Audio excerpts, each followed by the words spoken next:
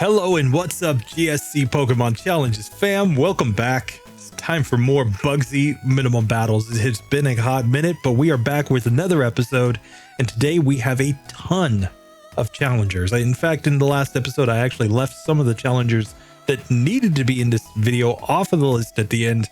So we've got an expanded list going on here. We've got the Rhyhorn line, we've got Tangela, Kangaskhan, we've got Horsea, Seadra coming in, Seaking's coming in. We've got Starmie, Mr. Mime.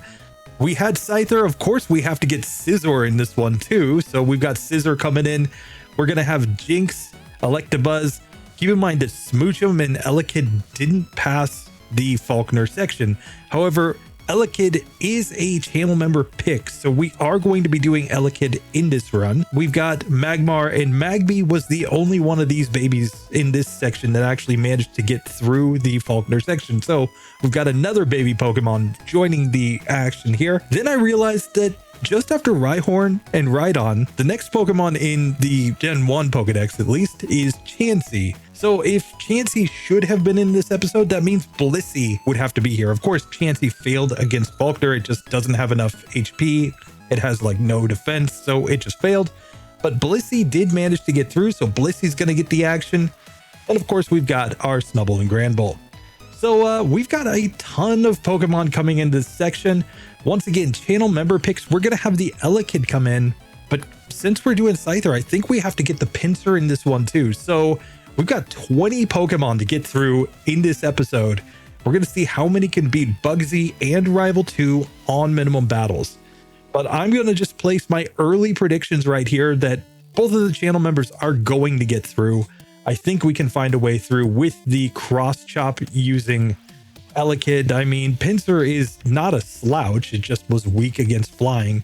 I don't think that's going to be that big of an issue here. Like, sure, we're going to deal with the Cyndaquil, but I think we'll be able to overpower it. As far as our normal challengers, I'm predicting that we're going to have some serious troubles with anything that is weak to the Bayleaf. So I'm not very confident in Rhydon and Rhyhorn. The water types are going to be really, really tough in this section. And even for Pokemon that aren't going up against Bayleaf, we got to keep in mind Croconaw is still pretty tough. So these fire types might also struggle. Magby might get eliminated in this one. So I'm going to guess that 14 out of 18 Pokemon get through, but I could really see it being as low as like 10 out of 18 in this episode. As usual, place your own predictions down in the comments below, and let's get started with Rhydon and see if he can find a way through that Bayleaf. So of course, Rhydon is a physical powerhouse. It does tons of damage and it has really great defense. So I don't think we're going to have any troubles getting through Bugsy in this one. In spite of the fact that we don't have access to a rock type move, it should still be okay. I think the real problem is going to be rival number 2. Of course, we're going to come up against that Bayleaf, and that 4 times super effective Razor Leaf with its high critical hit chance might make this one at least borderline impossible, if not completely impossible from the get-go. And I think the real factor is going to be our low speed, because if we're just outsped by that Bayleaf, we're just never going to have a chance to do anything against it. Of course, the other major issue here is that Rhydon is in the slow level up group, which means it's not going to gain as many levels as other challengers in this section of the game. But first things first, we've got to go into Slowpoke Well, where we're going to resist basically all of the damage dealing moves here, so this should just be an absolute cakewalk. And sure enough, because we've got Horn Attack and Stomp, it's not like anything down here can do much to us. We get poisoned here, but I don't think it even matters against this coughing. We get a very easy victory. But of course, we're only at level 11 right now, so I'm going to make my way into Bugsy's gym. Let's just get the easy XP while we can. And we might even have to go Fury Cutter strats here, but let's test it out. So just like that, we have made it to Bugsy, and we can check the stats as we come in with Rhydon. We're at level 12 now with 51 HP. Our moveset is Stomp, Tail Whip, Horn Attack, and Fury Attack. We could learn a TM like Mud Slap. I just don't think it's worth anything here. And we are coming in with 40 attack, 38 defense, 20 in both specials, and only 19 speed. So we're going to be, I think, faster than the Cocoons, but that's about it in this section of the game. So it's going to just be about raw power. I still think this one's going to be pretty easy though. Let's try it out. So here in the first attempt against Bugsy, I'm just going to spam Stomp here. I don't think there's a better move. We can flinch these Metapods and Kakunas some of the time, which is obviously good. It will just keep them from setting up Harden. And we really just don't want to get poisoned here. We get to the final Scyther at level 13 here. And I think here all we need to do is just spam Stomp over and over again. He's going to go for Fury Cutter and try to build it up. So we're just hoping that we can deal enough damage. But the Fury Cutter builds up too fast, so we actually get knocked out there. So I think the solution is to give a berry here, but let's just see if this is even worth it. Now, of course, Scyther can miss a Fury Cutter some percentage of the time, but it looks like we're still going to be in green health after he sets up enough times to actually use the Fury Cutter and knock us out. So that's the issue with Fury Cutter. It doubles power every single turn, which means that basically it's got us in a situation where he's just going to keep increasing the damage that he does every single turn. So this might be a situation where we actually want to get poisoned so that we manipulate our HP in such a way that we're able to heal up before that final hit that knocks us out. Otherwise, it might just be a matter of getting a critical hit, which is also perfectly fine. As long as we only need one in the fight, I think that's legitimate. Because it does appear to be a 4-hit KO, so a single crit will work, but this time we actually got a good range and survived on 2 HP after he built up the Fury Cutter. That gets us to level 14, and we have defeated Bugsy. So with Bugsy going down, we now have to take on our rival, and we have a couple of issues to deal with here. Number one is that we currently do not have a move on the moveset that can actually affect the Ghastly, since all of our damage dealing moves are normal type moves.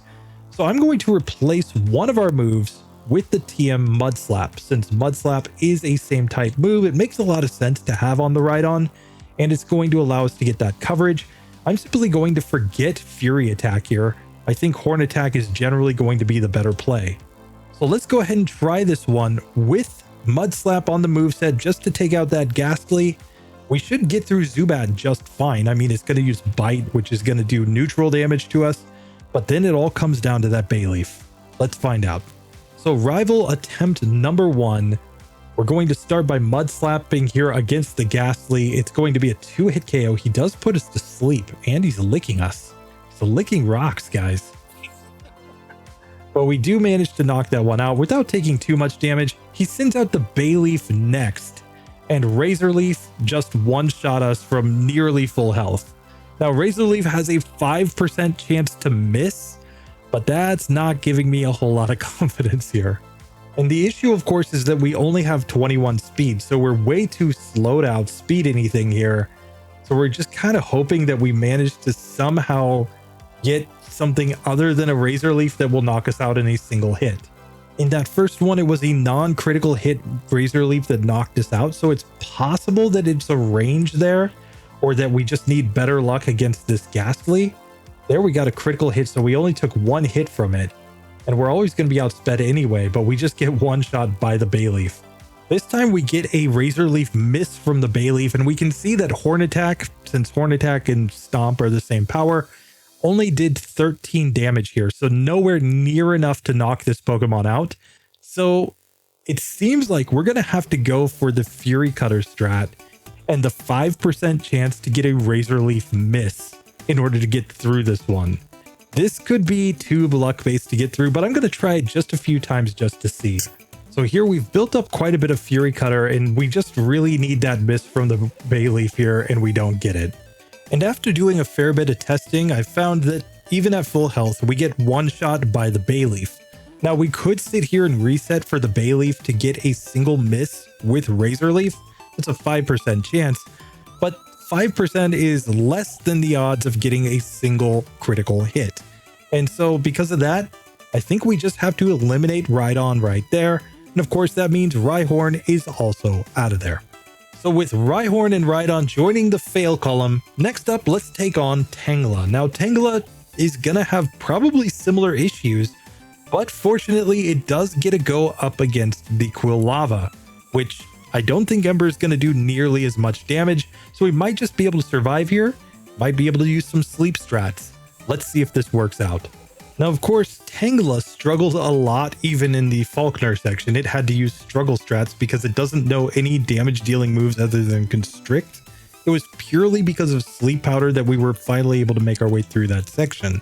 Now, we should learn Absorb in this next section, but I'm not sure how good that's really going to be, given the fact that we're basically up against all Pokemon that resist Grass-type moves. I will get the Miracle Seed just in case. It might help. Maybe low special stats plus having the access to sleep will be enough here, but I'm not particularly confident, especially given how other grass-type Pokemon have done, like Blossom in this section. I'm not sure Tangela really stands a chance. So I think this is one where we have to come into the Slowpoke well still using our struggle strats. So we've just healed with potions at this point. Let's see if we can get through these trainers or not. Of course, Struggle is a 50 base power typeless move in Gen 2, as opposed to Constrict, which is only 10 base power. So in theory, this move should give us a pretty big advantage here.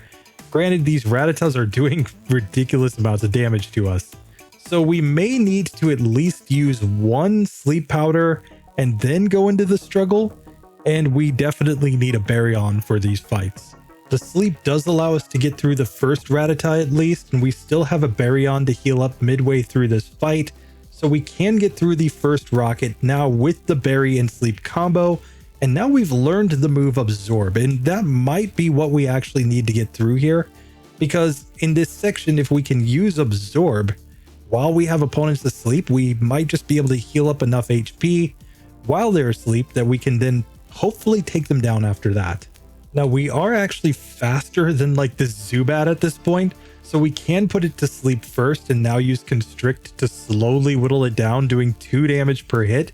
So that makes this Pokemon a 14 hit KO, assuming that it doesn't wake up and use Leech Life and heal off of us. So we're just going to have to get pretty good Sleep Powder luck, but it does appear that we're going to be able to get through at least these Zubats just because Leech Life, while it is super effective, is so incredibly weak. And now we're also faster than this Ekans, so while it is using Poison Sting against us, which is super effective yet again, we can theoretically deal damage to it while it's asleep. And of course, the move Constrict does have the advantage of making it so that opponents' speed can be lowered, which could in fact help us in some of these fights. So we do manage to get through that second Rocket Grunt, and we can move on next to the 3 Pokemon trainer. With 2 Zubats, this one could be pretty tough. And the big issue here is that this trainer leads off with a Rattata, which used the move Tail Whip on us, so theoretically we're going to take more damage here, and that could be a problem. Fortunately, at this level, we're actually doing 3 damage per hit with Constrict, so as long as we can keep these Pokemon asleep for enough turns, we should in theory be able to get through this. So we actually managed to get through that Grunt on the first attempt, and now it's just a matter of healing up and we can take on Jamesy Proton.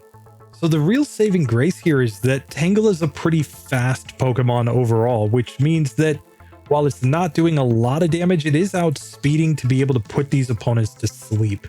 And while we're only healing 1 HP per turn when we use Absorb, at least we are getting some HP back, which in theory makes us more survivable as we go through this fight. Fortunately, Smog can also miss, which is an advantage in this one, but Sleep Powder is also not perfectly accurate, so it's really kind of a question of which one of us wins this war of attrition, and it all comes down to the number of sleep turns we get. Here we keep him asleep just long enough though, and we do manage to win and get to level 12 with our Tangela. Now I'm actually going to take one attempt at the rival first, because if we could find a way through him, we could get access to Cut, which would at least give us a reasonable power move to use against Bugsy. That being said, it probably isn't enough to get through the rival at this point, but it's either the rival or Bugsy, so let's just see if we can get through. We're only at level 13 at this point as we go into this first attempt. Now we have added the move Poison Powder, but of course it's basically useless here because what are we going to use Poison Powder against? So I think the only strategy is to go Sleep Powder and then go into the Absorb strat. But we might even need to try using Sleep Powder and some sort of like struggle strat here to get through this fight, because the Ember might just do too much damage. We do get through the Ghastly without any damage there though.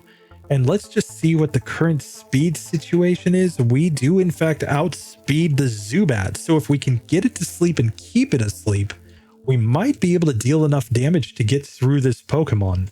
It's obviously just a question of how many turns we can keep it asleep, and it's not like Constrict's going to do a lot of damage here. Bite with a critical hit did a lot to us right there. But still, this looks like it could work out as long as we land the sleep powders. And just like that, Zubat does go down. Now Quilava has 34 speed, so we are nowhere near outspeeding this Pokemon at this point. It goes for Ember and knocks us out just like that. So after a few more attempts, that Rival 2 fight just doesn't seem to go. So I'm going to come and try Bugsy now. Of course, against Bugsy, the one advantage that we have is we should outspeed both of the Cocoons. So with decent luck, we should be able to get through both of them. And then it's just a question of whether or not we can get through that Scyther at the end. So coming into Bugsy, we've got a level 13 Tangela with 44 HP. We know Constrict, Sleep Powder, Absorb, and Poison Powder. We're going to hold a berry going into this one. We've got 24 attack, 39 defense, 35 special attack, 20 special defense, and 25 speed. So it's really our speed and our high defense that I think give us a chance in this fight. So Bugsy attempt number 1, of course, I'm just going to put this Metapod to sleep, and I think this is the spot to spam Absorb, since it's only 1 times resisted by this Pokemon. If he does wake up and start using Tackle, of course, we'll be able to heal up damage off of that anyway. But really, we just want to keep the Constricts for later on in the fight. So next out comes Kakuna. Of course, if it goes for the move Poison Sting, it will be super effective, but still doesn't do a lot of damage. And Kakuna does have pretty low special defense, relatively speaking, so I think we still stick with Absorb here until we run out, just because he's set up a Harden already, so it's not like Constrict is going to do more damage here. So we do get to Scyther and level up to level 14, but we're poisoned in this one. And of course, Fury Cutter is going to build up and just knock us out. So I'm not sure. This might be a spot where what we really need is the struggle strats. That being said, I think we don't want to have struggle until we at least get to the final Scyther. Now, I also think we probably want to poison Metapod instead of going for sleep there, just because we want to save sleep powder for later on in the battle, and we also want to have access to Absorb later on so that we can just heal health later in the battle as well. Now for Kakuna, I'm going to use Constrict until he uses a Harden here, but I think any run where we get poisoned, we just have to reset. So this time we get to the final Scyther on basically full health. I'm going to go for Sleep Powder first, and basically the idea, of course, is to get it to sleep, and now I'm going to start using Constrict. I'm really hoping to lower its speed. Now we miss the Sleep Powder and we get knocked out just like that. But the logic is if we can lower its speed, we could reach a point where we outspeed it, thus negating its ability to outspeed us and use its Fury Cutter. So it would have to use Quick Attack instead if it wanted to outspeed us. So back to the Scyther again. It sets up the first Fury Cutter, but now we've gotten it to sleep and I'm going to start using Constrict. We got 1 speed drop, but it woke up very, very quickly there. And we missed the Sleep Powder, but it missed a Fury Cutter. So I'm going to keep trying to lower its speed here. So by this point, we're all the way down to 3 HP remaining. There's just no way that we're going to get through this fight with so little HP. 1 more Fury Cutter is just going to knock us out. So I think we're going to have to go for struggle strats here because Rival 2 isn't working and Bugsy isn't working. So here's what I'm going to try to do.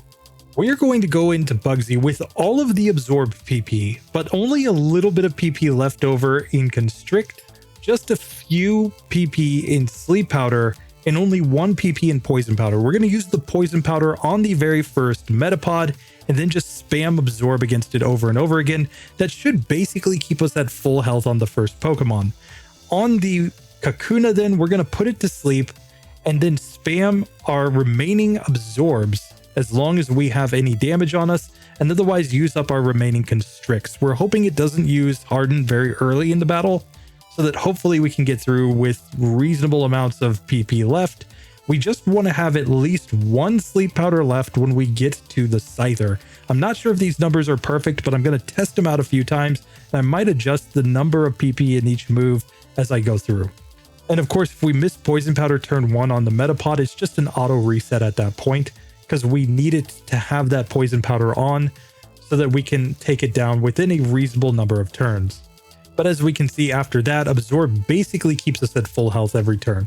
And now we will use our Sleep Powder on Kakuna, and I'm just going to use Constrict as long as it hasn't used Harden and it's asleep. Once we have damage on though, that's the point where I'm going to swap to using Absorb. We also of course want to have a Poison Cure Berry on, not the Pink Bow in this fight. So here now for Scyther, of course, we want to keep it asleep as long as possible. We've got a little bit too much PP here, and it comes down to the fact that we got a critical hit against that Kakuna with one of our Absorbs, but I think I came in with too many Constricts here. So here we do get to struggle. The problem, of course, is just that we had too much PP remaining there. So I'm going to adjust just a little bit and have fewer Constricts going into this. Now, of course, we would have gone and found some wild Pokemon to just use up PP against. Absorb and Constrict are definitely weak enough that you could use them against anything that's not weak against these moves, and you would be able to use up PP pretty darn easily without knocking out any wild Pokemon. But this is clearly a struggle strat Pokemon at this point. So this time we get Scyther to sleep. We still had 5 PP left in Absorb, so more PP than we wanted there. So we're obviously not getting through this one. So this time we are to the Scyther and using the move Struggle. We're all still on green health. It has been asleep a few turns because we had 3 Absorbs to still use up when we got here. We should have had the perfect number of Absorbs. It's just we got too many critical hits against the Kakuna. But now we have to see how much damage Struggle is doing. And the fact is that Struggle, while it is doing much better damage, is not doing that much. I think we need 2 critical hits in a row from that point, and we just weren't going to have enough HP to get the job done. So I don't see a way that we actually get through either of these fights with a Tangela. It just doesn't seem to work. We don't have enough damage output to get through either of these main trainers that are still in front of us, and we're weak to everything as a grass type. We're weak to the fire type moves, of course the bug type moves, and the poison type moves. And we don't even have a decent neutrally effective move to use against any of these main bosses here. So with that, I think Tangela has to be eliminated. So with Tangela out of there, it's time to look at some normal type Pokemon. We of course have Kangaskhan. We've also got the Snubbull and Granbull, and we've got our Blissey. So for the sake of argument, let's just test out how these Pokemon do against each other. And let's start with Blissey, since it was the one that was left off at the final set of Pokemon on the last video. Let's get it done right away. And of course, it's at this point that I realized I left out another Pokemon that needs to be done in this episode. Of course, we've also have to have Kingdra in this one, but we'll get to that later. First things first, let's get this Blissey out of the way. So of course, Blissey has higher HP, attack, defense than a Chansey, which was why it was able to progress in this challenge to begin with. But of course, the issue is that we don't have any moves that can actually hit a ghost here. Fortunately, we do appear to learn the move Mud Slap, and that might be the key to getting through this one. Now, we do have access to the move Soft Boiled, so we do have a way to heal in battle with this Pokemon, which could be a really big deal given the fact that we have such massive HP, and that may be all that we actually need to be able to progress in this one. And of course, our massive special defense will help an awful lot against that tough Bayleaf, so we might actually be able to get through rival number 2 faster than we can get through Bugsy. We'll just have to see how this actually works though. We also have the advantage of being in the fast level up group here, so we should gain a lot more levels as we go through this section of the game, and that could be a massive advantage in and of itself. But of course, first things first, we have to get through the Slowpoke well, and this is a situation where our low defense could actually come back to hurt us. Let's see if we can get through these fights reliably. And here we can see that these Rattatas are doing pretty massive damage to us, and they're like 4 hit KOs with Pound. So we actually do need the Berry on, and I think we're going to need to do a little bit more damage.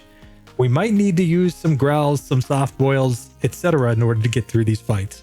So it does look like Soft Boiled really is the key. We can basically growl at our opponents and then use Soft Boiled in order to heal up. And then once we're back on decent health with the opponent having really low attack, we have a pretty decent shot of being able to get through the fight from there. Granted, against a move like Leech Life that's super weak, we can simply use a Tail Whip and then start just pounding our opponent down. And after we manage to get the opponent's attack down a little bit, we can go into our pounds and pretty easily win these fights. And it's actually a pretty big deal that we're outspeeding opponents here. RBY Pokemon Challenges just did a Chansey run in Gen 1, and one of the biggest issues with Chansey is that it was slower than just about every physical attacker in the game, causing it to just get wrecked by what should have been relatively easy fight. Fortunately, Blissey is faster than our opponents here, allowing it to actually move first and take advantage of its ability to heal in battle. So just like that, we have made it to Jamesy Proton. Let's see if we beat him on the first attempt. So I'm going to lead off with some growls, of course, just to get his damage output down as much as possible. And then we're going to use Tail Whip so that we'll do more damage when we actually attack. And here, we really just don't like getting poisoned here, but fortunately Soft Boiled will let us keep our HP pretty well intact. So I think we're going to win this war of attrition here. So just like that, we get through and get to level 13 where we can learn Double Slap. Now, I'm going to learn this move since it theoretically allows us to do more damage. It's 15 base power, but hits between 2 and 5 times. It's not perfectly accurate, but it's still better than Pound overall for our strategy. Now, knowing that we're going to have to learn Mud Slap at some point anyway, I'm just going to learn this over Pound, and we'll add on the Mud Slap when it's time to get it. And of course, in the next section of the game, assuming we can get through these two bosses, we will get access to a lot better moves when we get to Goldenrod. So I'm not too worried about keeping Pound at this point.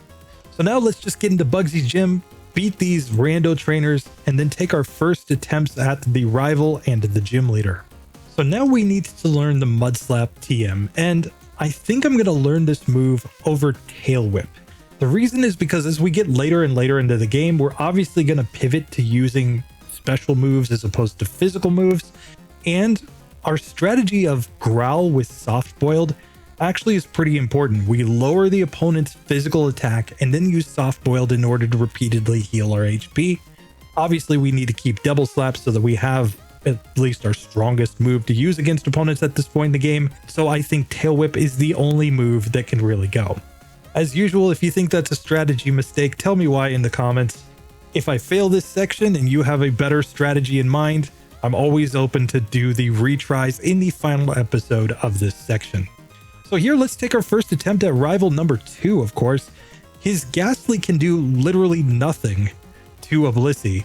So we're simply going to spam the move Mud Slap and hopefully knock this one out fairly quickly. Obviously, it's not going to be great. We really don't want him to use Spite against us. So the fact that he used Spite and got rid of all of our Mud Slaps there is an automatic reset. We're just going to have to keep using the Mud Slaps. Of course, it will lower the accuracy of the move Hypnosis, which is all that we really need in order to get through this.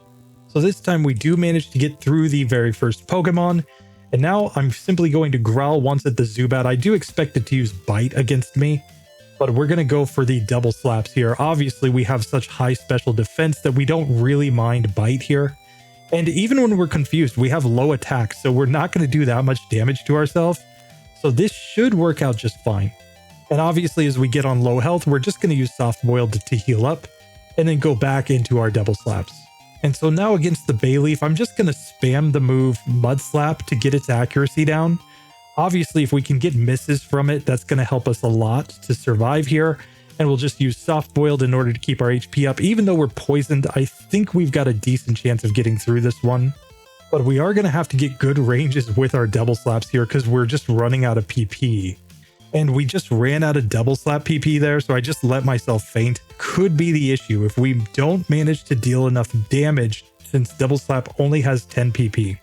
So I'm actually thinking I made a mistake forgetting the move Pound here, just because of the fact that it has a lot more PP and it's more reliable. So I'm going to correct that mistake. Obviously, I could replay the run up to this point. I'm simply going to use Game Hook in order to change the move because there was nothing up to this point that we wouldn't have been able to beat with Pound strats. So let's simply give ourselves the move Pound, which we can just admit we should have kept and see if that makes a difference. So let's try this one now that we've got Pound in the first slot as opposed to the double slap that we just literally forgot Pound for. So the strategy against Ghastly is obviously completely unchanged. We're just going to spam the mud slaps over and over again and hopefully not get put back to sleep here so that we can slowly just whittle this one down. Now with that Pokemon going down, we're just going to spam Pound on the Zubat. It's obviously not going to do as much damage as a really good double slap, but still we should get through this Pokemon pretty reliably every time. And of course, if we get on low health, we simply use Soft Boiled in order to heal up. So now back to the Bayleaf. I'm simply going to use the last couple mud slaps. Yet again, we just want to lower its accuracy, make it a little less likely that we get hit. And then anytime that we get on reasonably low health, we're simply going to start healing up with our Soft Boiled. And now we still have 27 pounds to use against this Pokemon.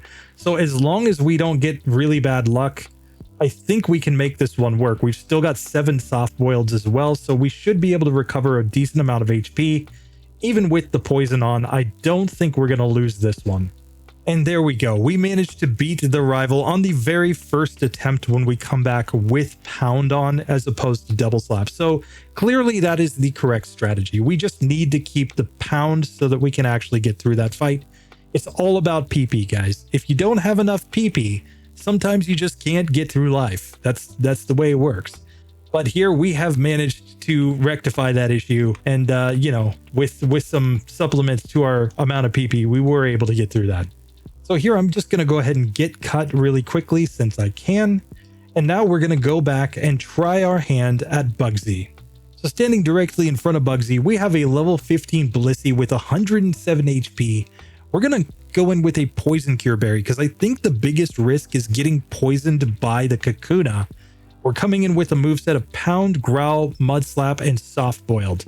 We have 13 attack, 13 defense, 33 special attack, 51 special defense, and 27 speed, but obviously this fight's all physical attacks, so we're going to have some trouble right there. But I think the real issue is going to be the buildup of Fury Cutter. The fact that we have really, really low defense means that that move could build up pretty darn quickly and knock us out, I think. But let's see in practice. We obviously have no way to break Fury Cutter other than hoping for a miss. So this one could turn out to be borderline impossible. Let's find out. So first attempt against Bugsy, I am going to just lower his attack a little bit with growls here. And we're not really too worried about the cocoons. As long as we don't get poisoned, I think we're basically fine here. We get to level 16 after we take out that first Metapod. And here's where I'm actually going to go Mud Slaps like crazy on the Kakuna, just because I want to reduce the chances of getting poisoned. Obviously, we have the Poison Cure Berry as well, so that we can reduce the risk of going into the Scyther poisoned even more. And I'm going to try to make sure that I'm basically at full health when I get to the last Pokemon, because I think that's going to be pretty darn important. So here we go. We've made it to Scyther on full health. And the question is simply, can we survive? He goes for quick attack against us, and our critical hit Pound did 8 damage. So this is going to take an awful lot of turns to knock him out. He gets a critical hit there with his first Fury Cutter. I'm going to heal up here. Obviously, we need him to miss here, I think. I think that's our only possible way of getting through this. So we failed the first attempt as the Fury Cutter just built up too much. Let's try a second attempt here. So now that that one goes down, we have to try and see if we can find a way through this. I'm going to go for some growls even here, just to see if we can lower its attack enough to maybe buy some extra turns for hopefully getting a Fury Cutter miss. We just got a Fury Cutter miss right there. Now I'm going to heal up with Soft Boiled, trying to get back to full health. And he doesn't have that much PP in Fury Cutter, so there is a possibility that we could get his attack down enough that he stops using Fury Cutter. But here we're really hoping that he gets another miss. It's only a 1 in 20 chance though, so one more hit and he knocks us out. So this one is clearly not working because of the fact that we simply can't deal enough damage to this Scyther. And that kind of is the point The entire issue with Blissey, even though it is technically a fairly top tier Pokemon in Gen 2, is the fact that it simply doesn't have damage output at this point. If we were able to learn any sort of special move, I think we'd completely crush this gym. But Fury Cutter is actually a beastly strong move against some of these low defense, high HP Pokemon. So with that, I think we have to eliminate Blissey, basically leaving us 0-4 so far in this challenge. And while you might argue for going for some sort of struggle strat there, the reason I'm not really going to mess with that is because if we went struggle, it's only 50 base power, so it's not really going to do any more damage. Plus, we've still got that terrible physical attack stat. It's not like we were close to getting him down. We were nowhere near being able to defeat that Scyther. So Blissey's out of there. Now let's go ahead and take a look at Granbull and Kangaskhan and see if they can succeed where our Blissey just failed. So unlike Blissey, Granbull actually should be able to do pretty well in this section of the game, considering the fact that it has a base 120 attack stat and otherwise fairly reasonable stats all the way around. The only really worrying one, of course, is the speed stat, which is pretty bad, but we do have access to Scary Face, so we can slow our opponents down. That might be the strategy we need in order to get through Bugsy and his Scyther. Now, we're also going to learn the move Bite in this section of the game, and fortunately, we are in the fast level up group, so we should get to a reasonably good level. Really, my idea, or at least my basic strategy, is going to be if I get in any trouble, try to slow my opponents down with Scary Face, and then try to get Bite to flinch them over and over again. I think that will at least give us a way to break that Fury Cutter from building up too much, so that should at least in theory make this one possible. So we'll just make really quick work of the Slowpoke well here, and then make our way to the bosses in this section. And here, after beating Jamesy Proton, we do get to learn the move Bite. Now we have to decide what move to forget here. And I think I'm actually going to go ahead and get rid of Tail Whip. Charm, of course, drops the opponent's physical attack stat by 2 stages, and I think that might actually be useful against Whitney coming up later. And we need Scary Face because I'm pretty sure there's a strategy where we're going to use Scary Face to slow the opponent down and then start flinching them. So I'm going to forget Tail Whip here. We're going to keep Tackle since it's the same type attacking move. Let's just see if that works out. And after clearing out the 2 random trainers inside of the gym, I'm just going to go ahead and fight Rival 2 for the first time. We have Bite, so we have a move that's perfectly fine for taking out that first Ghastly, and then it's just a question of whether or not we can survive against the Bayleaf. So here, Rival 2 attempt number 1, I'm just going to go immediately for the Bite here, and it is a 2-hit KO on this Ghastly. Of course, Ghastly can't even damage a Granbull because we're a normal type. Out next comes the Zubat. I'm going to switch to Tackle here. And it is, of course, an issue that we are a high physical attack Pokemon when we get confused because it uses our own attack stat against us. So we're actually on pretty low health coming to the Bayleaf. It goes Reflect here, but I'm going to go Scary Face. And now I'm just going to Bite it and just see what kind of damage we do. Of course, we can get a flinch after a critical hit there. We just didn't survive that time, but I think we can get this one to go. So back to the Bayleaf, this time on green health, and we don't outspeed it. So I'm going to slow it down with Scary Face. And since it's set up a Growl and a Reflect, I think there's nothing to do other than go for Bite here. Just hope that it flinches enough times or doesn't get any critical hit. Here we're on low health, but Tackle just barely misses the range, but it missed the Razor Leaf. So just like that, we managed to knock out our rival. So it was kind of close there. I'm sure with better luck, we could have gotten through much easier. The real issue seems to be the fact that we are just getting really bad confusion luck against that Zubat. Now we have to, of course, take on Bugsy, though. And this is one where we have to hope that we're going to be able to outspeed against the Scyther after using Scary Face, and then hopefully use Flinch Luck in order to break it from using that Fury Cutter.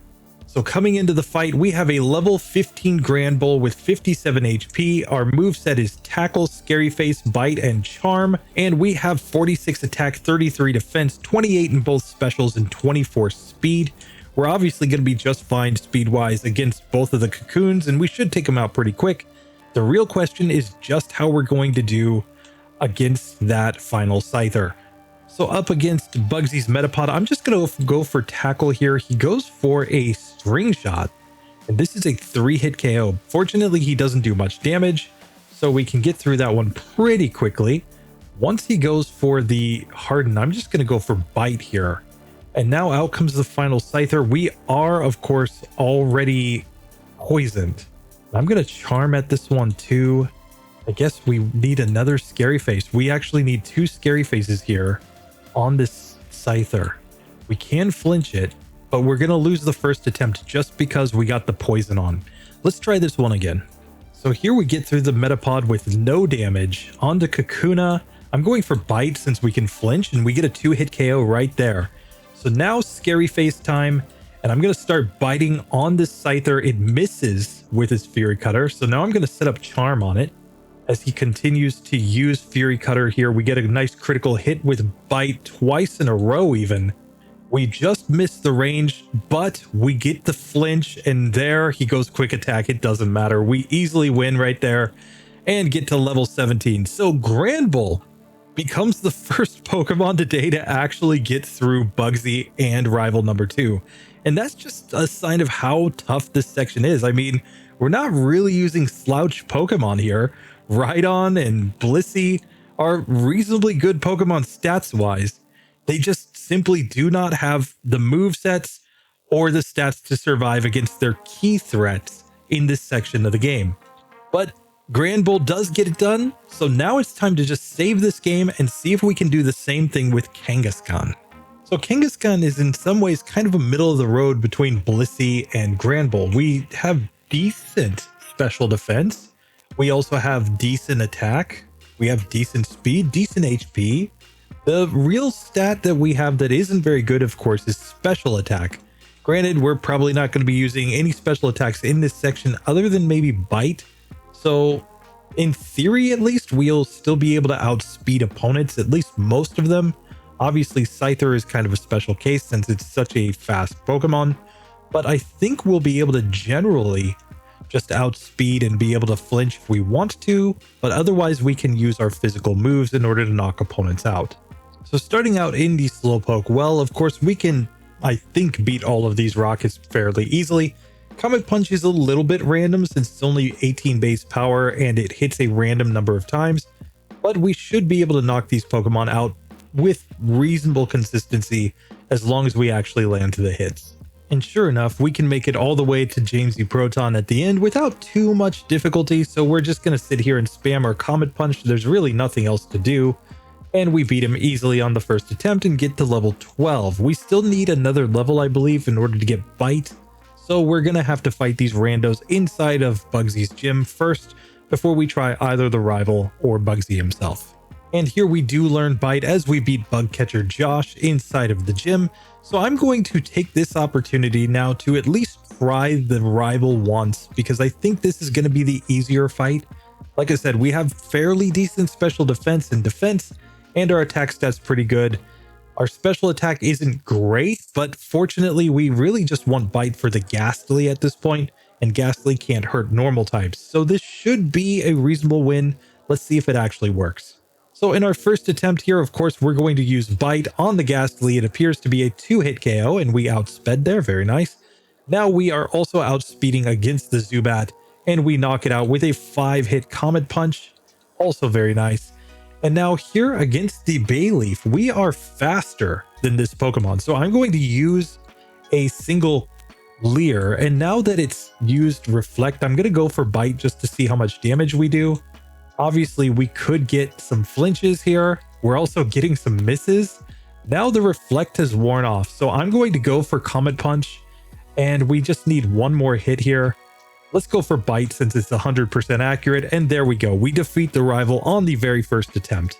So even with Reflect and Growl on us, we were able to win that fight without too much difficulty. I'm pretty sure we could get that one to go reasonably consistently. And now it's just a matter of going and taking on, of course, Bugsy. Now, Bugsy's issue, of course, is we're going to be outsped by the Scyther, I think. And if that is the case, then, of course, we could get knocked out due to it using a big Fury Cutter. But who knows? Maybe we can get this one to work. let's go ahead and take our first attempt. So coming into Bugsy, we have a level 14 Kangaskhan with 58 HP. Comet Punch, Leer, and Bite is the moveset. And we have 36 attack, 32 defense, 21 special attack, 32 special defense, and 35 speed. So attempt 1 against Bugsy, I think there's nothing to do against the first Metapod than to simply go for Comet Punch and hope that we knock it out. We get it in 2 turns as we level up to level 15. Now we can come into the Kakuna. We've got a 3-hit Comet Punch there. I'm just going to bite and see if that finishes it off. It does. Now we have the Scyther. I'm going to go Leer once here. And now let's go into the Comet Punch. We did about half damage with a 3-hit Comet Punch. And we just did not get the 3-hitter the second turn. We got a 2-hitter. So I think if we just get 2 3-hit Comet Punches here with a Leer, we should be able to knock this one out. So I think this is definitely a reasonable fight to win. We just need to get better luck than that. Keep in mind, Comet Punch can hit up to 5 times each time you use it. And so it's just really a matter of luck to get enough hits with it. Now I am still going to go for the Leer here just because I do want to lower the defense of the Scyther. That should, at least in theory, increase our odds. Now this time we got a 2-hit the first turn and a 3-hit the second turn, but then he misses the Fury Cutter. So just like that, we do win. Now there are pretty reasonable odds to get 2 3-hit or more Fury Cutters in a row. In fact, if we got a 5-hit Fury Cutter, we could just use anything the next turn, I think, and win. So Bugsy is definitely a reasonable fight for this Pokemon. And with that, we have completed this section of the game, and Kangaskhan is moving on to Goldenrod City and Whitney. That, of course, leaves only Snubbull in our normal types, so let's check how it goes in this section. So, of course, Snubbull is basically a weaker version of Granbull. We still have a really good attack stat for a first stage Pokemon, but the rest of our stats are kind of mediocre overall. The real question is just if the same strategy that we used with our Granbull will work just as well with a Snubbull. Obviously, we're not going to be as survivable against the Bayleaf, and we may have more troubles against the Scyther, given the fact that we're going to have less HP. So we'll start off, of course, by trying to take out all of these rockets in the Slowpoke well. I'll mention them if they're difficult at all, otherwise we'll make our way straight to Proton. And sure enough, there are no difficulties at all getting to this point, so we can simply come into this fight where I'm going to use a single charm just to lower the damage output from this coughing, and then just sit here and spam my own tackles. Of course, if we get poisoned, that could affect things a little bit, but I think this is a winnable fight. Granted, we lose on the first one because we got poisoned pretty early on in that one. Let's try this again. So here, once again, I'm going to use a Tail Whip, and I'm going to use a Charm in order to reduce the damage output of this Pokemon. And now I'm basically just going to spam Tackle the whole way, just hoping not to take too much damage from him here. We are poisoned yet again, but with the Charm, he's not doing that much damage when he hits us, so we get through on the second attempt and get to level 13, and we get to learn Bite. I'm going to use the exact same strategy as I did with the Granbull for getting Tail Whip in exchange for Bite here. The logic is all exactly identical to what we dealt with before. So now I think this is another situation to go and fight the rival first, just given that his first Pokemon can't even affect us with anything. So let's see if we can get it to work. I'm going to give the berry just in case here and see if we can beat him on the first attempt. So of course the Ghastly can do nothing, so we're just going to sit here and spam Bite. Even if it puts us to sleep, we're just going to sit here and wait until we wake up and just keep spamming Bite the entire time. We get a nice critical hit there to one-shot. Now out comes this Zubat, and Zubat is faster than us, so I'm actually going to give it a Scary Face first and now go into the tackles here. We do like that it missed the Supersonics there, very nice. And now once again we're going to be slower than Bayleaf, so I'm going to use Scary Face here, and now I'm going to go Bite, hoping to flinch this Pokemon, especially because it set up the Reflect. Now Razor Leaf is doing a lot of damage, but let's just see if we can get it in a range. We got a critical hit there, but it landed the next Razor Leaf. I think this one's possible though. The issue is just that we're slower than these Pokemon, whereas with Granbull, I think we were only slower than the final Bayleaf. So back to the Bayleaf again here. Of course, Razor Leaf without a critical hit still does really massive damage here. If we get a crit, it's going to do a lot to us. Now we get a nice miss there, but we're really hoping for some flinches and we're just not getting them. So that fight seems kind of tough at this point. I'm going to go ahead and try my hand against Bugsy instead, just because I'm pretty sure I outspeed both of the cocoons here. So it should just be a matter of the speed drop on that final Scyther. Let's see if it works. So coming into Bugsy, we're at level 14 with 45 HP. Tackle, Scary Face, Bite, and Charm is the moveset. We've got a Berry on. I think that's just going to help against the final Scyther. And Snubbull has 32 attack, 24 defense, 21 in both specials, and 18 speed. So this is definitely not a guaranteed win, but let's see if we can get it to go. So the first Metapod was a 4-hit KO there. And of course, when he goes for Harden, I'm going to switch into Bite, hoping to get flinches. That's a 3-hitter there on the Kakuna. Out comes Scyther, and now I'm going to go for Scary Face. I'm going to give it a Charm here as well. Oh, we actually need 2 Scary Faces in order to outspeed here, though. Okay, so I'll go for the second Scary Face. Now I'm going for Bite, trying to break the Fury Cutter. It just wasn't enough. Now, of course, he can use Quick Attack to guarantee that he outspeeds us as well. So this definitely isn't a guaranteed win by any means. So this time on Scyther, I'm going to go for 2 Scary Faces right off the bat. And now I'm going to Charm it, trying to reduce its damage output. Now we'll Bite once he uses the very first Fury Cutter. And now I'm going to Charm him again. And we get a Fury Cutter miss, so I'll set up 3 charms even. And now I'm going Bite. I want to hopefully flinch this Pokemon. We get the flinch right there. Let's go for a Tackle here. And we do finish him off. And that gets us to level 16. So Snubbull is able to beat Bugsy on minimum battles here. And now at a higher level, we have a little bit more HP and attack and defense and special. So we might just be able to get through the rival now. Let's see how it goes. So we get to the Bayleaf on full health on this first attempt after fighting against Bugsy. Now he goes for Reflect. So now I'm going to start biting him. We get a flinch. Goes Razor Leaf, but it did less than half damage. Another flinch right there with Bite. And here the Reflect fades. Let's go for the Tackle. And just like that, Snubbull, Granbull, and Kangaskhan all get through while Chansey did not. And this sets up for the next section of the game where a lot of these normal type Pokemon can learn a lot of really useful moves in this next section.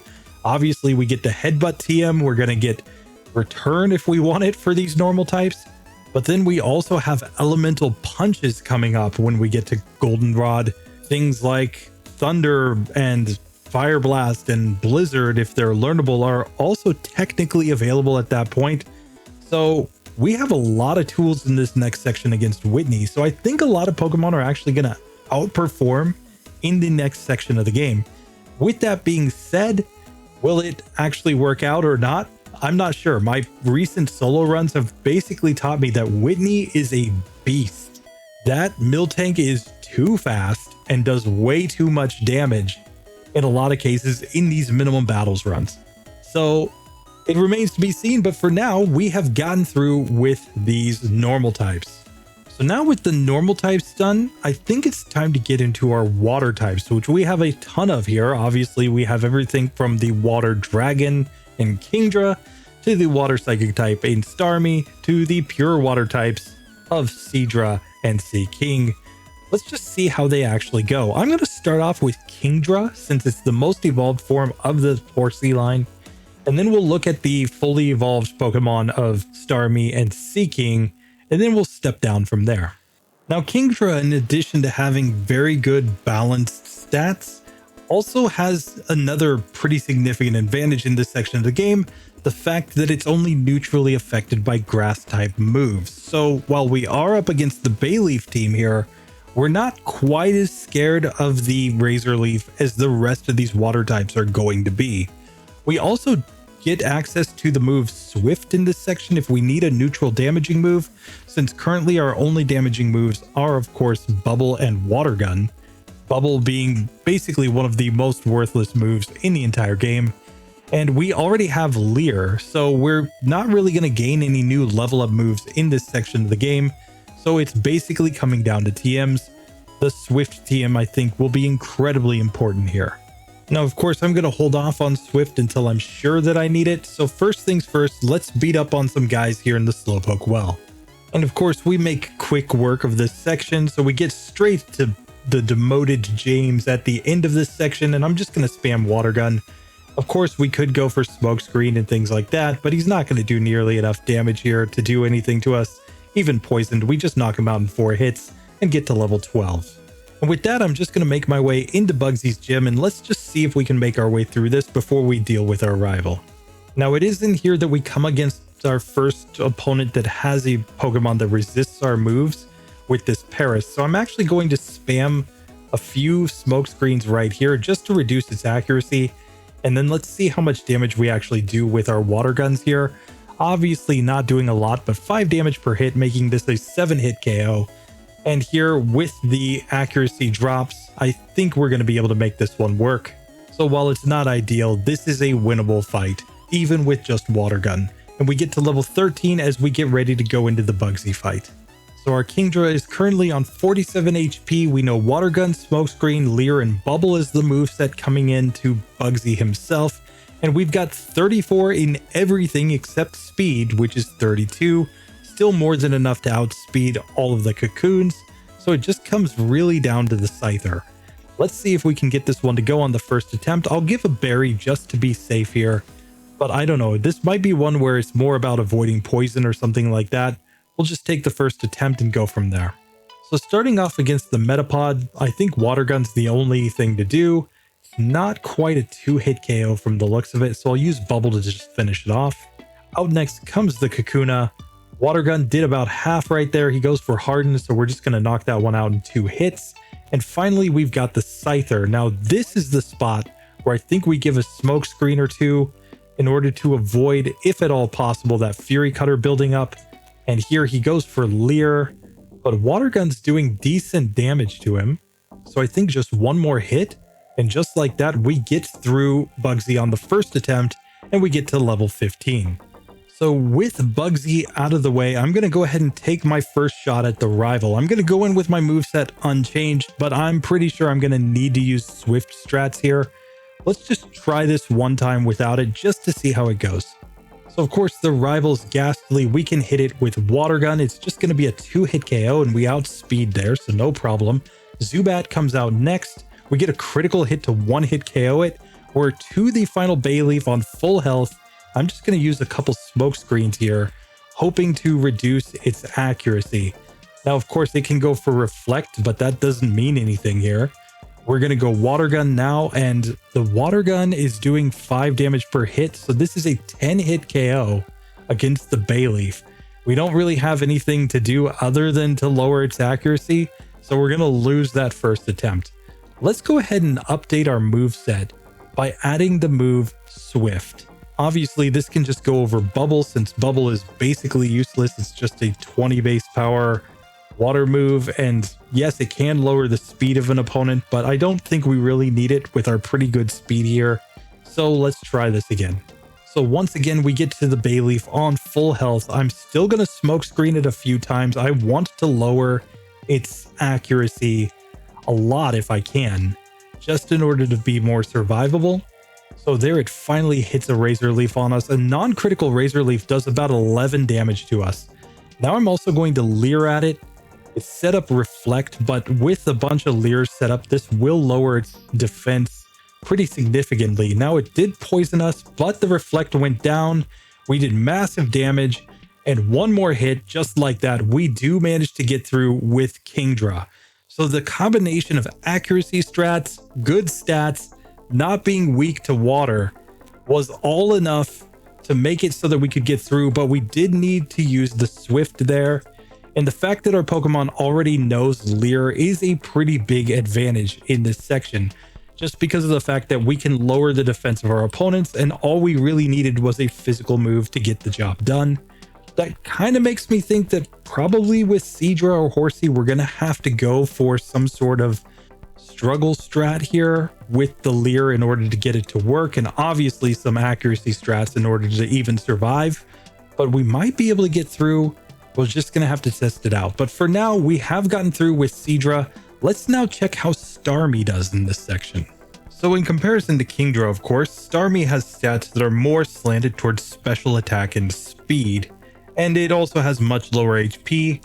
But the real factor here is the fact that as a psychic water type, we're going to have to deal with weaknesses galore. The rival's going to have every single Pokemon have something that's super effective against this Pokemon. And against Bugsy, of course, we're going to be dealing with that super effective Fury Cutter. So this Pokemon might really struggle in spite of the fact that Starmie is a really good Pokemon overall. The fact that we have Bubble Beam should in theory allow us to deal more damage. And even with Recover to heal in battle, the fact that we have fairly low HP doesn't give me a whole lot of confidence that we're actually going to be able to use that move enough in order to survive. We'll just have to see, but this one might turn out to be impossible. Now we can get Swift in this section, so we'll have a stronger physical attack. We're definitely going to need something like that when we go up against the Bayleaf. But otherwise, I just don't think we have much to work with in this section of the game. And if all of that weren't bad enough, we also are in the slow level up group, which means we're not going to gain as many levels as any of these other Pokemon. So that really could be the death sentence for this Starfish. But first things first, let's just get into the Slowpoke well and beat up on some rockets. And of course, the same type attack bonus with Bubble Beam is more than enough to guarantee that we get through all these fights pretty easily up to this point at least. The Coughing is looking like a 3-hit KO, so it was never in question. We easily beat all the rockets. Now it's time to go fight a couple trainers inside of the gym, and I'm really not sure if we're going to be able to get through either of these bosses, which is kind of sad because Starmie was one of the better Pokemon in Generation 1 once you got past Brock, but here you just simply can't do anything. So one factor we're going to have to consider is if Bubble Beam is actually stronger than using something like Tackle, for example, against this Paris. So here, Bubble Beam did 9 damage, whereas using Tackle here also does close to the same with a critical hit. So I think we just stick with the Bubble Beam here. And sure enough, we can beat all of these trainers and we can make our way to Bugsy. Now, of course, on Bugsy's team, the only Pokemon that has a super effective move is the Scyther. So I'm going to try this fight first, just because we don't really want to deal with the Ghastly, Zubat, and Bayleaf. That's going to probably be really tough on Rival 2. So let's just check the stats very quickly. We're at level 12, coming in with 40 HP into the Bugsy fight. We know Bubble Beam, Rapid Spin, Recover, and Tackle. I don't think Rapid Spin really is useful for pretty much anything in a solo run, but we got it, I guess, as an extra move. Still, I think this whole fight's going to come down to Bubble Beam and Recover strats. I think we're going to have to give a berry in order to try to survive longer. We have 27 attack, 29 defense, 33 special attack, 29 special defense, and a whopping 37 speed. So we should be pretty fast in this one, but let's just see if we can survive long enough. So starting off against the Metapod, obviously we're just going to spam Bubble Beam over and over again. This is going to be a 2-hit KO. Harden means that he's not going to damage us, so that's perfectly fine. He sends out the Scyther second. Clearly he knows that this is the best play. We did get a Fury Cutter miss, so maybe we can survive? No. We get a critical hit Fury Cutter after that, and we lose. So let's try this again here. Bubble Beam, and we get 2 hits to knock that first Metapod out. We can lower his speed with Bubble Beam, and he missed a Fury Cutter again here, but then he did massive damage. We do lower his speed, though, and we've got 13 HP remaining as we knock out the Scyther. Okay. And out comes Kakuna. I'm not really scared of this Pokemon. It's just a 2-hit KO. So just like that, we do manage to get through Bugsy and get to level 14. It did require a Fury Cutter miss to get it to go, but we got 2 runs in a row where we got that level of luck. I mean, if we get the luck, we get the luck. I'm not going to sit here and disqualify a Pokemon because it got lucky in this sort of series, but I am saying your mileage will definitely vary on that fight. But with that done, now we have no choice. We have to take on Rival 2. This is going to be tough, but let's see if we can make it work. So first things first, obviously against Ghastly, there's nothing to do but just Bubble Beam it. We get a 1-hit KO. That's actually very nice. Out comes the Bayleaf second. We are obviously faster than this Pokemon, but we've got 34 attack. It's got 34 defense. And obviously Bubble Beam is resisted. It did a little more than half damage there with a Razor Leaf, with a non-critical hit Razor Leaf. So yeah, that did not work. So what can we do? Well, we can of course learn TM39 Swift here. I'm going to learn this actually over Rapid Spin. I think that's probably the best play here. That's at least going to give us a stronger damage dealing move. I don't believe we learned any other TMs here. So at this point, I think the only strategy is to go in, try to get some Swifts on him. Maybe we can heal up. I'm not sure. I'm going to pack a berry just to have it as well. And let's just give this one another try. So round 2 against the rival. Obviously, we still go Bubble Beam on the first Pokemon. He swaps to Zubat. We outspeed Zubat, so we knock that one out easily. Now he sends out the Bayleaf here. We're going to go Swift with a critical hit that did 14 damage. So this would be a 4-hit KO with critical hit. He goes Reflect. So I'm going to Bubble Beam him. We get another critical hit. So he's down to 22 HP. He hits us with the Razor Leaf. It did less than half damage. So I'm going to recover once here. We get a critical hit from the Razor Leaf there. He misses a Razor Leaf. So here I Bubble Beam him. We're obviously going to recover here. We want to keep as much HP as we can. He's doing like exactly half damage. He misses another Razor Leaf. And now that's a non-crit Razor Leaf. I think we can knock this one out. Yes, we do take down the Bayleaf. Now we can recover here. And we get licked by Ghastly, but I'm just going to use Recover a couple times to heal up. And now let's Bubble Beam. It's not guaranteed to be a 1-hit KO. We get a 2-hit KO this time. But Starmie does find a way to get through the rival. That is ridiculous. The rival got beaten by us. Now, we got insane luck there. We got to admit, we got insane luck. We got multiple runs against Bugsy where he missed a Fury Cutter. And then that Bayleaf missed a bunch of Razor Leafs. Now, the only reason I think that fight against the Bayleaf was a little more legit is because it was doing like exactly half damage and we were able to recover that damage. If it got multiple critical hits, keeping my Razor Leaf does have a pretty high critical hit chance, we obviously would have gotten knocked out. But the fact that we were able to survive just came down to the fact that we could heal back the damage that we had taken. That is insane. That is insane. So Starmie progressing in this one. And if you're a Misty fan from Gen 1, she's continuing in this challenge. That being said, I don't think this Pokemon's gonna do great in the next couple of sections. Of course, we could get better moves, things like Blizzard even, in the next section if we really need it. But let's find out if this will work out or not. Anyway, Starmie makes it, so now let's move on to Seaking. Now, of course, Seaking is basically the strangest of the water Pokemon in my opinion because we start off with only Peck and Tail Whip. Granted, that moveset could help us get through this next section of the game. Peck being super effective, of course, against Bugsy's gym, and being super effective against the rival's Bayleaf. And this move, I mean, it can hit ghosts, so technically we might be okay. I still think we'll probably end up having to use the move Swift at some point in this section, but let's just see if it works out. Now, I don't think this is a situation where anything's guaranteed, even against Team Rocket, but I'm going to go ahead and just try with my current moveset. Obviously, we can use Tail Whip to lower the defense of our opponents, and then use Peck to try to knock them out. And it seems like these Rattatas at least are 2-hit KOs with Peck after a single Tail Whip. And we get to level 10 and learn Supersonic, so we do have theoretically another way to win. So outside of one reset due to some bad confusion luck, we get through this section just fine. It's on to Jamesy Proton, whom I actually think we want to confuse if we can. So we actually lose the first attempt there. Let's see if we can get better luck with Supersonic here. So in this attempt, he gets confused turn 1 and hits himself in confusion. And we also just want to avoid poison if we can. He hits himself again. Now we've got a Tail Whip on him and he's hitting himself in confusion. So we get it on the second attempt and get to level 12 with Seaking. We're just going to go take care of Bugsy's gym, hopefully pretty quickly, and take our first shot at the gym leader. And standing directly in front of Bugsy, we have a level 13 Seaking with 48 HP. We have Peck, Tail Whip, and Supersonic as the moveset.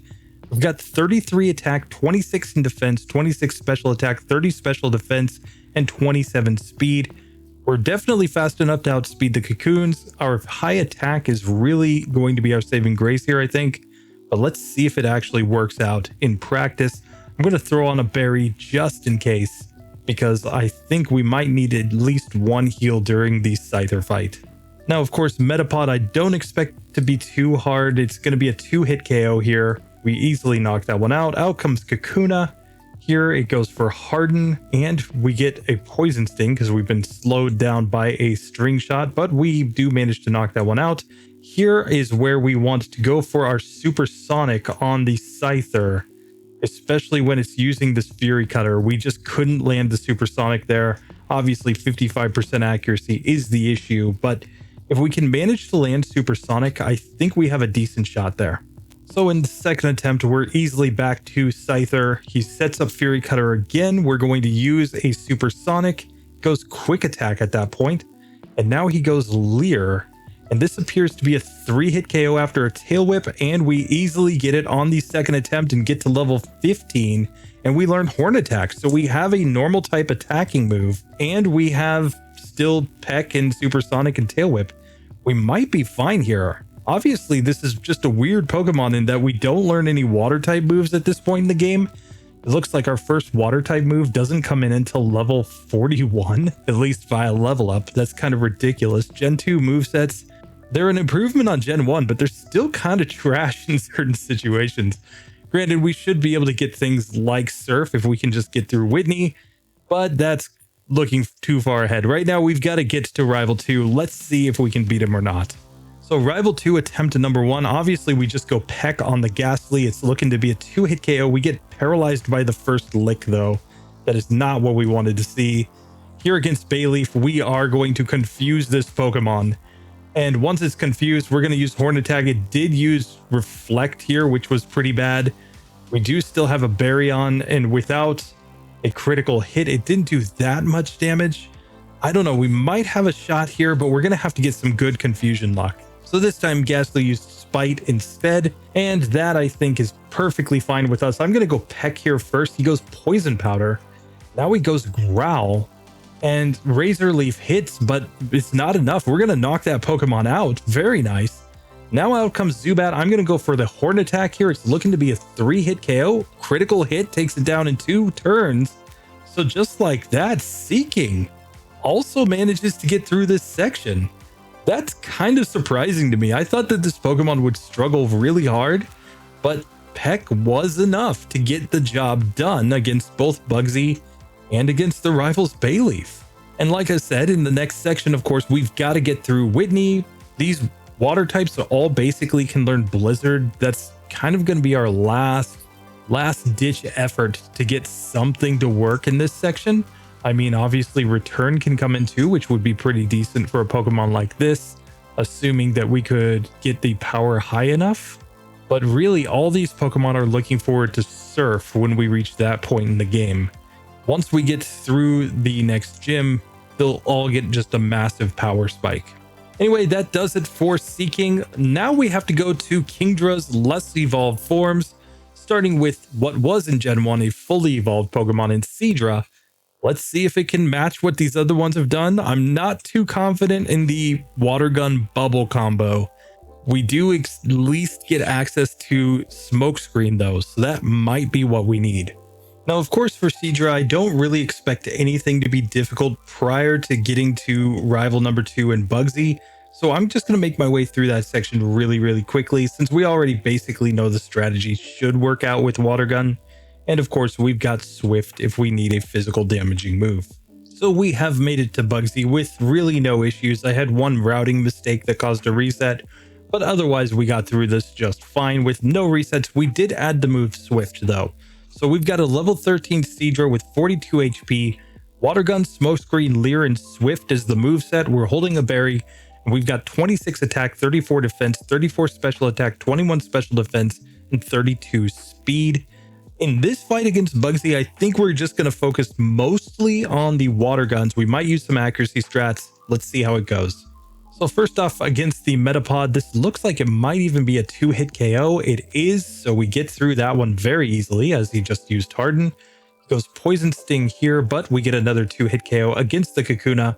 This is where I'm going to go for some Smokescreen because we want to stop Scyther from using Fury Cutter. And he'll basically stop using Fury Cutter once he gets smoke screened because he's worried about it having lower accuracy and not building up enough. So here he goes into quick attack instead, and we easily beat him on the first attempt. So that's one of the strategies you can definitely use against Bugsy. If you have a move like Smokescreen and you're worried about him building up Fury Cutter, you can just Smokescreen him once, and that will get him off of using that move. It's the same for moves like Rollouts that you'll see with Whitney as well. The difference is that Whitney's Stomp is just way too OP. Anyway, that's for later. For now, we have made it through that fight. I'm going to give another berry here, and we're going to take our first attempt against Rival 2 with Seadra. Let's see if we can get it to go. So first things first, the Ghastly is just going to be a matter of using Water Gun. This is a 2-hit KO as it misses a Hypnosis, so we get through that just fine. Out comes Bayleaf. Now this is where I'm definitely going to go for a Smoke Screen. I want to lower this Pokemon's accuracy. He goes Reflect, so I'm just going to set up more smoke screens here. Hopefully getting him so that he doesn't hit me or doesn't hit me very much. A single critical hit Razor Leaf was enough to knock me out from full health though. So let's try this again. Clearly we did not want him to use Reflect there. We wanted him to use something else. But the smoke screen strat I definitely think is the way to go. So a non-critical hit. Now, if you're wondering about the all-in attack strategy, we do 10 damage per hit with Swift here, without any Tail Whips set up. This time we do get enough misses from Bayleaf though, so it's been 12 attempts, but we do get through that Pokemon. And now we can go Water Gun on the Zubat. It looks to be a 2-hit KO. So just like that, Seadra does get through that fight. That is kind of ridiculous and really, really luck-based. Obviously, you're going for accuracy strats. But I had like 3 smoke screens set up, got a single Leer on it, and then just went to town. Now, the biggest thing to keep in mind about that Bayleaf, and basically all of the Rivals AI or all of the boss fight AIs, is that it seems like if they are in a range to knock you out with a single hit, then they will always use the move that tries to knock you out. But if you are not in a 1-hit KO range, that's when they start to mix in their status moves. So you'll start to see a random Growl from the Bayleaf, a random Poison Powder from the Bayleaf, a random Reflect from the Bayleaf. And that gives you some opportunities with this Seadra in order to set up the smoke screens, also given the fact that we're faster, and have a chance to get through that fight. Now the issue is that next we have Horsea. And I'm not sure Horsea's gonna have enough HP to even survive a single Razor Leaf.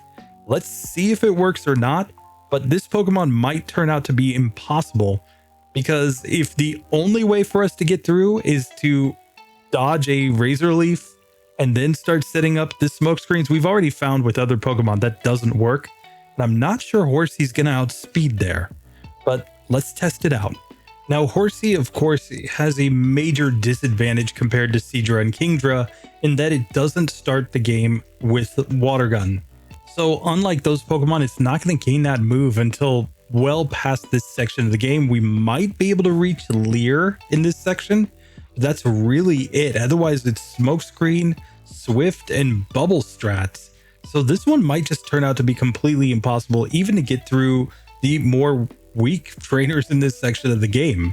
Or it might be a struggle Pokemon with some Smokescreen Leer strats. We'll just have to see. So unlike our more evolved forms, I'm slapping on Swift right away here as we come into the Slowpoke well, because I think this is our best shot to get through this section of the game. And here I'm going to make use of Smokescreen as well, just hoping that we take fewer hits from these opponents. Berries also, I think, will be very important here. These Rattatas are looking to be 3-hit KOs. So fortunately, Swift is strong enough as a 60 base power physical move to get us through this section. It's not like our attack stat is great, but it's at least decent here. Now the question is, should we be going for Bubble here though, due to Coughing's stats? It looks like these two moves are doing roughly equivalent damage. Now we may just need to come back and do this one with some accuracy strats in order to get through the Coughing. So Jamesy Proton takes one win against Horsea, but I think we can still get this one to go. It is very close though, so we're going to take a few resets on this one, it seems. So that took 6 attempts to get through Jamesy Proton. We do manage to get through him though, but he's been promoted back to being somewhat decent again. Anyway, we're going to go ahead and take on the rando trainers inside of the gym. I think we have to take on Bugsy first in this one. I don't think we stand a chance against the Bayleaf just yet.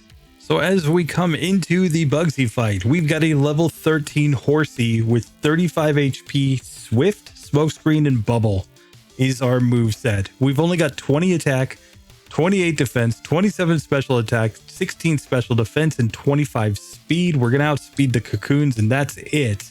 We're really hoping that we can hopefully use some accuracy strats to get through this one. But this is going to be tougher than our last attempt when we were using our Seadra. So here in our first attempt, I'm going to lead off with Swift since it's the stronger move, I think. But once they use Harden, I think we just bubble at this point. And we're going to take multiple hits from the Metapod and from the Kakuna here. There's nothing we can really do about that. And we're really just hoping not to get poisoned, I think. So we do take those two Pokemon down, get to level 14, and now I think we smoke screen on this Scyther, and I think we're just going for accuracy luck. Still doing massive damage when it does hit the quick attack, so I think this is the only way for us to get through. And we seem to be doing 6 damage per hit with Swift here. So this is not looking very good. I'm just not sure that we really stand that much of a chance. I'm going to give some smoke screens to these Cocoons just to try to reduce the number of hits we take from them as we make our way to the Scyther. I think we need all the HP we can get. So it's taken multiple attempts just to get back to Scyther here. And we get a quick attack that does really good damage, and we're just going to have to spam the smoke screens and pray at this point. And it just does not work. So that fight does not seem to go. At least not without some sort of insane luck. There just doesn't seem to be any way to get through this Bugsy fight. And it really owes to the fact that we don't have Water Gun. Water Gun would be doing double the damage that Bubble is doing here. And because these Pokemon like to use Harden, it's not like Swift does that much. We can get poisoned quite often here. And then once we do make it to the Scyther, it's not like Swift is doing a lot of damage. We're only doing 6 damage per hit here. So this one's probably impossible with a Horsea, at least at this current level. That being said, I am going to try the rival at least. If we can find a way through him, then maybe, just maybe, we can get back with extra XP and win that fight. But I'm not super confident. So let's try the rival at least. Attempt number 1. And here yet again, we've got the problem that we have to use Bubble against Ghastly, which is half the power of Water Gun. So this is looking to be at least a 4-hit KO. So we do knock that Pokemon out. Out comes the Bayleaf, but we are slower than this Pokemon, and Razor Leaf just destroys us. I don't see any way that we're going to get through that fight either. The fact that we're slower than Bayleaf at this point is basically the nail in the coffin for me. Like, I think we could make some sort of justification to keep going if we outsped the Bayleaf, because at least then we could go for some crazy luck, but we also don't have a Leer, so we wouldn't have a way to reduce the defense of the Bayleaf so that Swift would actually do decent damage. And now you might be asking, well, what about Struggle Strats? Well, the reason we're not going to use Struggle Strats here is because Swift is 60 base power. Struggle is only effectively 50 base power with Recoil. So if we're not getting through with Swift when it's neutrally damaging opponents, we can say that we're not going to get through with Struggle when it also does typeless damage. So with that, I think we just have to eliminate Horsea, and that's the first of these water Pokemon that didn't manage to get through. So after adding Horsea to the fail column, we've had some really mixed results in this one. We have managed to get through with some normal types and some water types, though of course Blissey failed spectacularly. And yeah, we got through with a lot more water types than I thought we would. But of course, the Rhydon didn't get through, the Tangela didn't get through. So it's been really batting close to 50-50 on this one so far. With that, now it's time to get into the rest of these Pokemon. I'm going to break them up into some little sections here. We are going to do Mr. Mime and Jynx first, since they're both psychic types. They're both going to have to deal with the weakness against Bugsy. Then we'll get into the insect Pokemon, where we have Scyther and we have Scizor, but we also have the channel member pick of Pinsir to come in here. and that Pokemon might just have a chance. Finally, we'll get to Magmar, Magby, Electabuzz, and Elekid and see how they do. But let's kick it all off with Mr. Mime and see if he can get through this section.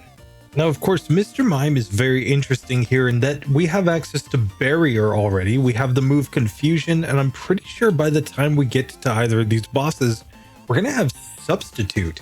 Now, Substitute was a TM that I actually labeled as broken in Generation 1 on the basis that it effectively allowed you to survive a hit, regardless of how much HP you actually had as a Pokemon. And so there could be a situation here where the combination of Barrier and Substitute might allow us to be able to get through, for example, Bugsy, even if his Fury Cutter really starts to build up. It's going to be a question if it actually works, though. I think the rival's probably going to be easier, given that Confusion will be super effective against his first two Pokemon, and then the Bayleaf doesn't have anything super effective to use against Mr. Mime. So I think the strategy is going to be to take on the rival first and then try to take on Bugsy, where some substitute strats might come into play. Now, if you've followed me for any period of time, you know I hate clowns, and it seems that Kurt hates clowns tunes because he just runs out of his house. And yeah, clowns are scary, and mimes are basically clowns, and Mr. Mime is clearly like a part clown. The only way that I deal with this Pokemon is by imagining it as Ash's dad, but I digress. We're going to come in here with Ash's dad and try to take on Team Rocket, where we can, I think, just spam Confusion and get through these fights pretty easy. And sure enough, here we do learn Substitute before we even get to the end of the Slowpoke well. So we have just made really quick work of these Rockets. We can get to the final demoted James here at the end with his coughing. We're just going to use Confusion. It's a 2-hit KO, easy victory right there as we get through and get to level 12. And now we're just going to go in and take on some bug trainers, and then we should try Rival 2 first, I think. So here we're ready for our first attempt against the rival at level 13. Let's just see if we can get through him on this attempt. I'm going to lead off, of course, against the Ghastly by just using Confusion. It is an easy 1-hit KO. Out next is Zubat. We're going to stick with Confusion and one-shot it. And now out comes the Bayleaf. This is where I think I'm going to go Substitute. Obviously, with the Substitute up, we can survive a hit no matter what. And let's just see if Razor Leaf does not break the Substitute. So we get to get a couple of Confusions off. Obviously, its Reflect means nothing when we've got Confusion as our only move. It growls, which is also just bad strategy. And we easily are able to take down the Bayleaf. So Rival 2 is a complete joke here. There's nothing to worry about with him, with our Mr. Mime. Now, Mr. Mime did have to struggle in order to get through the Falkner section since it starts the game with only Barrier. But once you get Confusion, it seems like it just cruises to this point in the game. But now we have a real challenge. We have to get through Bugsy. So we have a level 14 Mr. Mime with 40 HP, Confusion, Barrier, and Substitute on the moveset, 22 attack, 28 defense, 38 special attack, 43 special defense, and 35 speed.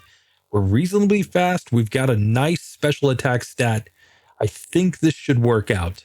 But let's find out. Bugsy attempt number 1.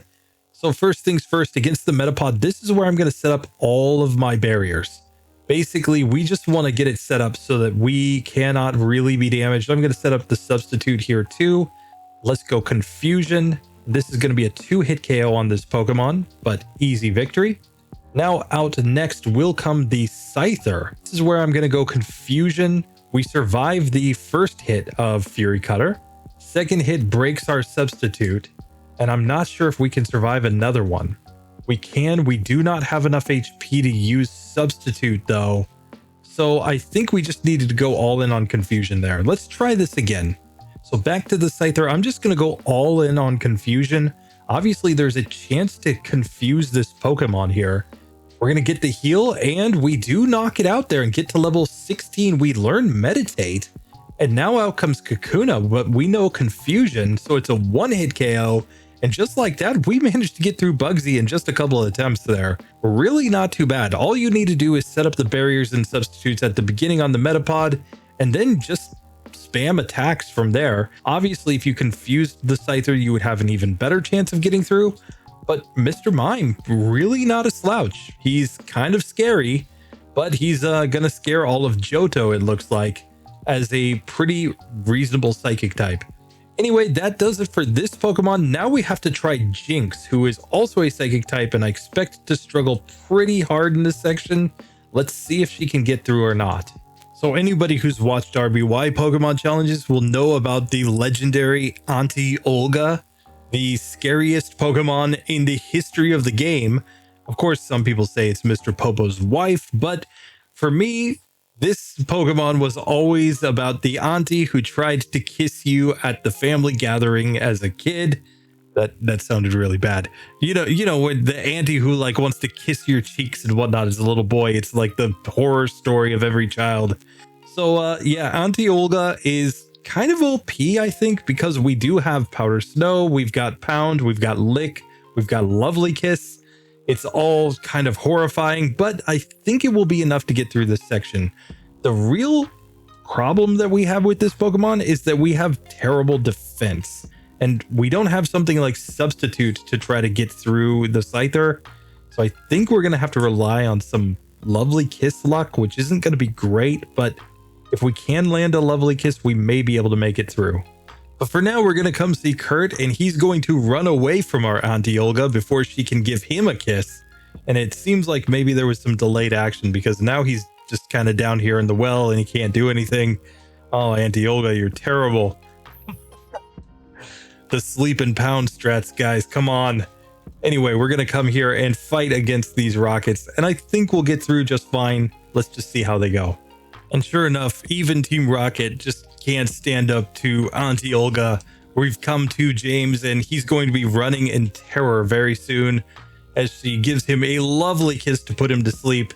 And now the Powder Snow comes in, and sure, he can go Smog and poison us. It doesn't matter. Auntie Olga doesn't mind being poisoned. She easily wins in every situation. So just like that, we have gotten through that section. We're going to make our way now into Bugsy's gym, and we're going to see if we can just take this one on. Keep in mind that the Scyther, obviously being a flying type, will be weak to Powder Snow, so we technically have a really strong move here. So standing right in front of Bugsy now, he doesn't even want to look at us because of the fact that we have an auntie. Oh, he looked at us. Oh, that was a mistake. We're going to completely destroy this one, I think. We have a level 13 Jynx, 44 HP. We have Powder Snow, Lick, Lovely Kiss, and Pound is the moveset. We're going to hold a berry going in. 22 attack, 18 defense, 39 special attack, 34 in both special defense and speed. That huge special attack is what I think is going to carry the day. Let's see if we can get it to go, though. So here, first attempt against Bugsy. Obviously, we outspeed here against the Cocoons. I'm just going to kiss him and then go into Powder Snow since it's our strongest move. That's a nice 2-hit KO on the Metapod. Out comes the Kakuna next, and it goes Poison Sting. So we missed the first Lovely Kiss. That's fine. We'll hit the next one. Get an easy one-hitter there. And now out comes Scyther.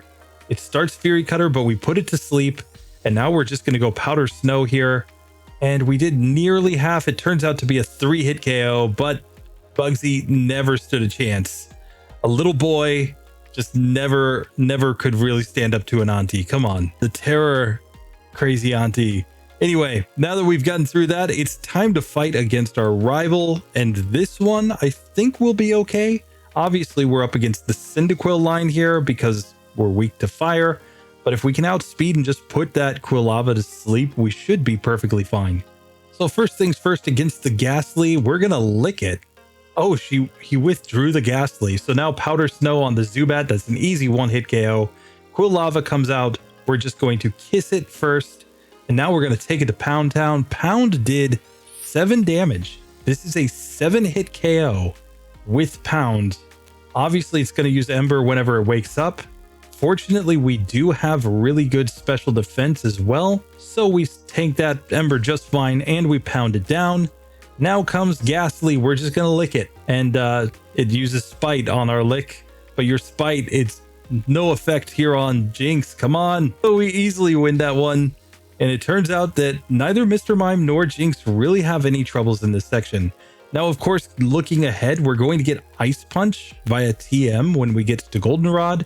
We could also get Blizzard if we get really desperate, but I think we can manage to get through Whitney as long as she doesn't one-shot this Pokemon. The low defense is the real question in the next section. If we can get that though, we should be reasonably good to go for a little while in this run. I do wish that we got access to something like Psychic, but we're not going to get that until we get to Kanto. But hey, we have enough moves that I think we can make this work. Anyway, with those Pokemon done, it's now time to get to the bugs of this challenge. We're going to do Scizor first and then come back with the channel member pick in Pinsir and of course our Scyther. Now Scizor should do overall pretty well in this section against all the rockets, and I think it's going to be just fine against Bugsy as well, especially since that steel typing is going to help out a lot against poison by keeping us from getting the status. But I do think that there is an issue here. Of course, when we get to Rival 2 with his Quilava, the 4 times weakness to fire might be too much for this Pokemon to overcome, especially because we don't have any sort of status to lean on.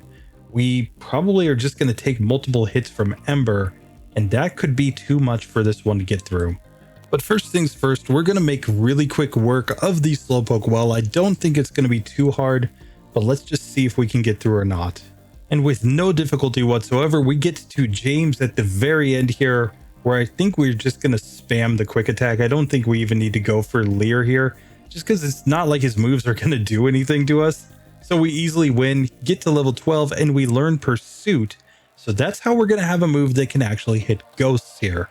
And now with that on our moveset, I'm going to make my way to the gym first and make my way to Bugsy and see if I can beat him to get access to Fury Cutter, at which point we might have everything that we need to get through this section. So with our Scizor right in front of Bugsy, we have a level 13 Scizor at this point with 46 HP. Quick Attack, Leer, Focus Energy, and Pursuit is the moveset. We're holding a berry. We have 43 attack, 35 defense, 23 special attack, 30 special defense, and only 26 speed. Obviously, we're not super fast because we're steel type, but let's just see if we can manage to get through this one. So of course, against the Metapod, I'm simply going to spam our quick attack. Once it uses Harden, I'm not sure if we should switch. I mean, our attack stat's so much higher than our special stat. I think we stick with quick attack even after they use something like Harden.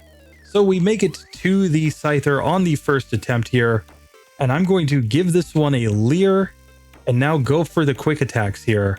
Since it's using Fury Cutter, oh, it just missed too. That guarantees the win. So just like that, we beat Bugsy on the first attempt, get to level 15, and now we have Fury Cutter if we want to use that move. I'm not sure we want to add it or not. Of course, it is a same type move, but it takes a lot of time to build up. But that could be a strategy for getting through this next battle if all else fails. So let's just try it. We're coming in, Rival 2, attempt number 1. So obviously against the Ghastly, the quickest solution is to use Pursuit. It's an easy 2-hit KO. Out next comes Quilava. And this is where our quick attack did 13 damage, but the Ember is clearly got us in a 2-hit KO range here. Even after the berry, it's not really going to matter.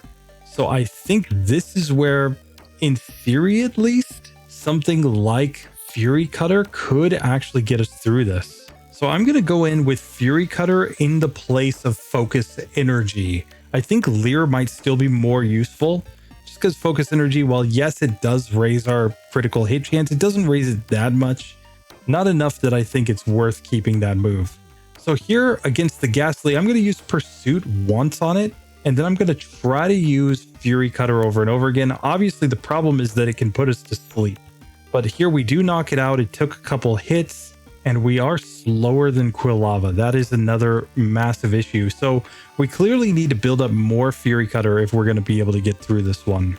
So we're probably looking for really good luck against Hypnosis and not getting paralyzed. But we do knock out the Ghastly there.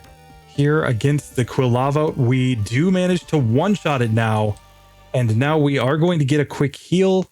And at this point, I think we can even just go quick attack. Like, Bite's not going to do that much damage. Sure, we're confused, but we do get through. So the Fury Cutter strat is enough to make that battle possible for Scizor. Now the next section is going to be very interesting, of course, because against Whitney, we're going to resist her normal type moves. Rollout is going to be, I believe, neutrally effective in this one, so we may have a chance there. But that might be another fight where it's all just about building up Fury Cutter and then hoping that that move is enough to one-shot the Miltank. And then after that, I mean, it's just a question of how we do against the rest of the game. Still, Scizor gets through. Very nice. Now let's take a look at Scyther and Pinsir. Of course, Pinsir was a channel member pick because it failed in the Falkner section, but a channel member saved it by adding the move Flail. So let's see if our Flail Pinsir can manage to get through this next section. So we have our Flail Pinsir, and I think we're going to do reasonably well in this next section, basically until we get to the rival. The rival is the point where we might need that Flail to come into effect in order to get us through the Quilava if we're on low enough health. We could also try a few other strats like the Fury Cutter strat here. Since it is a same type move, it would make perfect sense to try to get through that section with it. So let me also take this moment to shout out John Plays 911, the channel member who saved this Pinsir by giving it access to an egg move. Already 6 months supporting the channel. You're absolutely incredible. Thank you so much. I can't say just how big of a deal it is for me to have the support of the community, and obviously the financial support helps a lot for convincing my wife to let me sit here and play Pokemon for 12 to 15 hours per episode to make these videos for you guys. So if you enjoy what you're seeing, definitely consider a channel membership. Even at the New Bark Town starter tier, it still does a lot to help me out. And who knows, if enough people join the channel memberships, eventually we're going to have every Pokemon getting a second chance at this with some sort of egg move to try to beat the entire game on minimum battles. And I just realized that we didn't have the name in properly, so now we have it in John Plays Sir Flail. We are to the final rocket in the underground, and we're just going to make use of Vice Grip until we get on fairly low health to just knock this one out. No problem against rockets, because come on, why would a channel member ever fail against the rockets in the Slowpoke well? So with that, I think it's time to go ahead and take our Pinsir and go into Bugsy's gym. I think we want to take that one down first if we can, since obviously if we can get access to the move Fury Cutter, that might be all that we need to actually get through this section. So standing directly in front of Bugsy, we have a level 12 Pinsir, a bug that he only wishes that he could get. With 41 HP, Vice Grip, Flail, and Focus Energy on the moveset, we're going to go in with the Berry. We have a massive 39 attack, 33 defense, 22 special attack, 26 special defense, and 29 speed. We're not going to be faster than the Scyther, but we are going to hit pretty hard. Let's see if we can get this done. So here in the first attempt, of course, I'm just going to lead off with Vice Grip on this Metapod. It looks to be a 2-hit KO, actually a 3-hit KO. We must have gotten a critical hit there. Speaking of critical hits, I'm going to set up a single Focus Energy here so that we can hopefully get a higher critical hit chance. We don't want to get poisoned, but we do knock that one out. Very nice. And now we've leveled up and learned Bind. So now I'm going to go Vice Grip first. And as the Fury Cutter builds up, now I'm going to switch to Flail, hoping to do more damage. But he just barely is able to knock us out there. I think if we get one critical hit, we will get through this fight though. So once again, we get back to the Scyther here. I'm going to stick with Vice Grip here to start. And then as he starts building up the Fury Cutter, we're going to change into our Flail. And here we managed to get the range. And just like that, we beat him on the second attempt. We get to level 14 with our Pinsir. And now with Fury Cutter, I think we have a chance to take down the rival. The issue up to this point was simply that we did not have a move that could actually affect a ghost. But here, I think we just learned this TM and then we're good to go. So I need to decide which move to forget. I'm going to forget Bind. These wrapping moves aren't really that great in this generation, so I don't think we really want to keep it. The chip damage isn't going to matter that much, I don't think. Especially as we get better moves moving forward. So here, let's try Rival 2 with this moveset and see if we can win. So here against this first Ghastly, I'm going to set up a single Focus Energy, and then I'm going to try to use Fury Cutter as soon as we wake up from being asleep. And we're just really hoping not to get paralyzed and not to get put to sleep here. It turns out to be a 5-hit KO, but we do knock that one out. Quilava comes out and uses Ember and immediately destroys this Pokemon.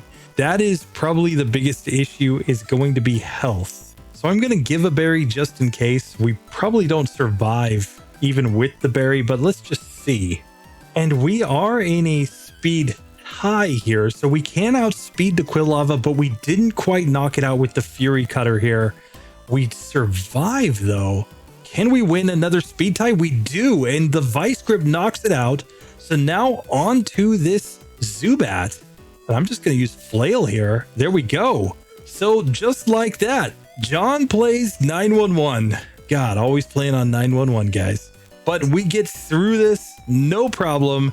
Pinsir moves on to take on Whitney. So once again, just a massive thank you to John Plays 911. Thank you for your support, man. 6 months is incredible. I can't do it without people like you, so thank you so much.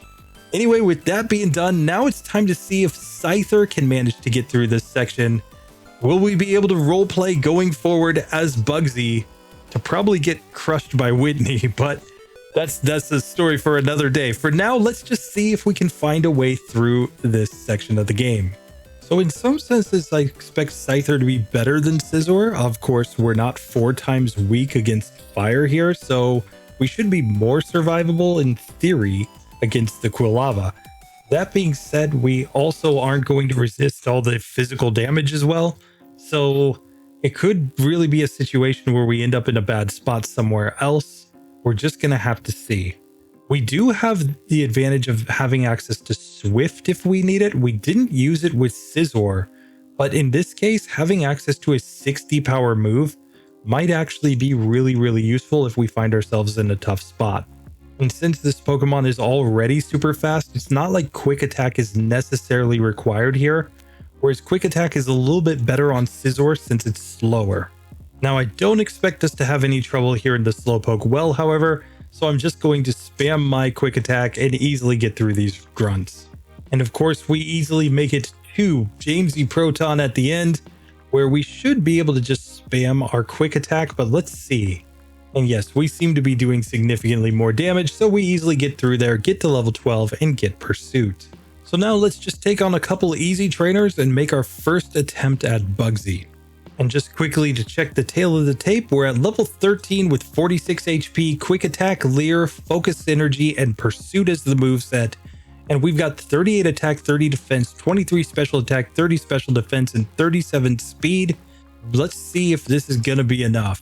If we struggle at all, I'm going to simply add on the move Swift.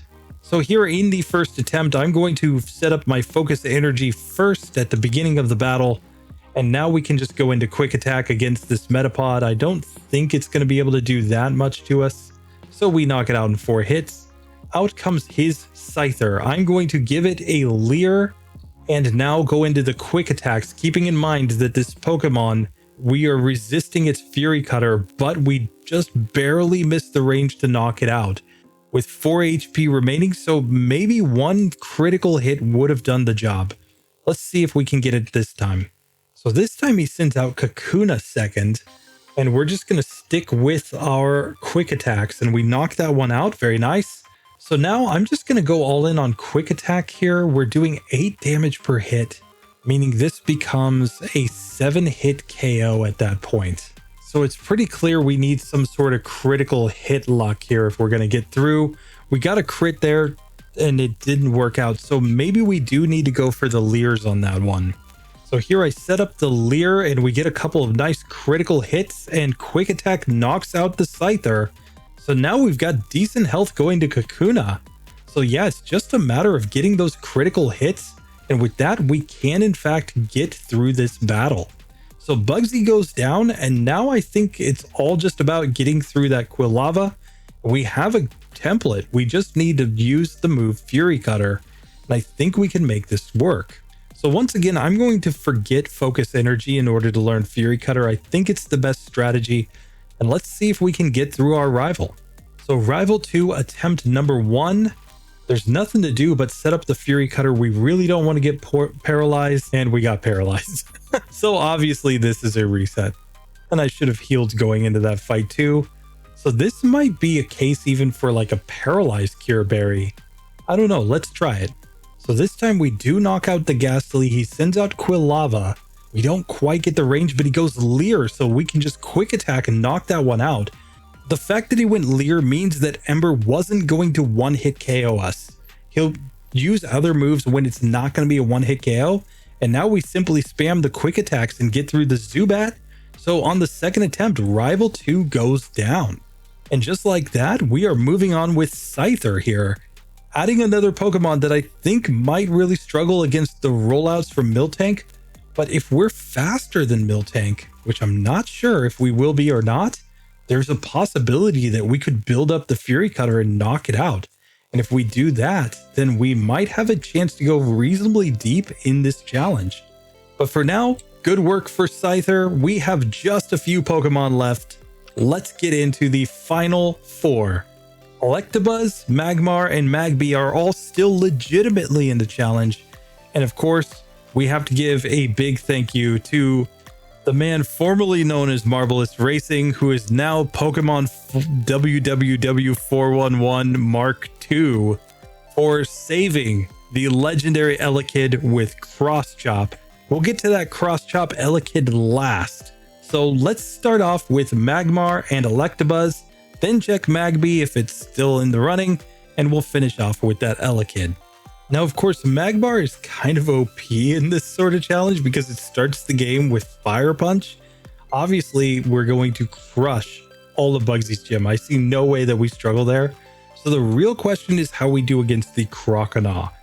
Croconaw could be the bane of our existence here, but the advantage we have with Magmar is that we have really good stats in basically everything other than defense and HP. So our special defense is at least high enough that we might be able to survive some water guns here. And that may be all that we actually need to get through this. And so Kurt's gonna run down into the well looking for Blaine because he's sure that this guy's gotta be in a cave somewhere around here. For now, we're gonna take Blaine's ace and completely destroy Team Rocket. And sure enough, there's no difficulty here as we make it to Jamesy Proton at the end. We're just going to spam the Fire Punch, and it's a one-hit KO with a critical hit. Easy, easy victory. And with that, there's nothing to do but just run up into Bugsy's gym and basically do like an Ash did to Erica's gym and just burn it down, I guess? Clearly, all of these Pokemon are just going to be one-hit KOs at least until the Scyther. So we'll take just a quick moment to marvel at our strength here. We've got a level 13 Magmar with 44 HP, Fire Punch, Leer, Smog, and Ember is the moveset. We're going to hold a berry going in.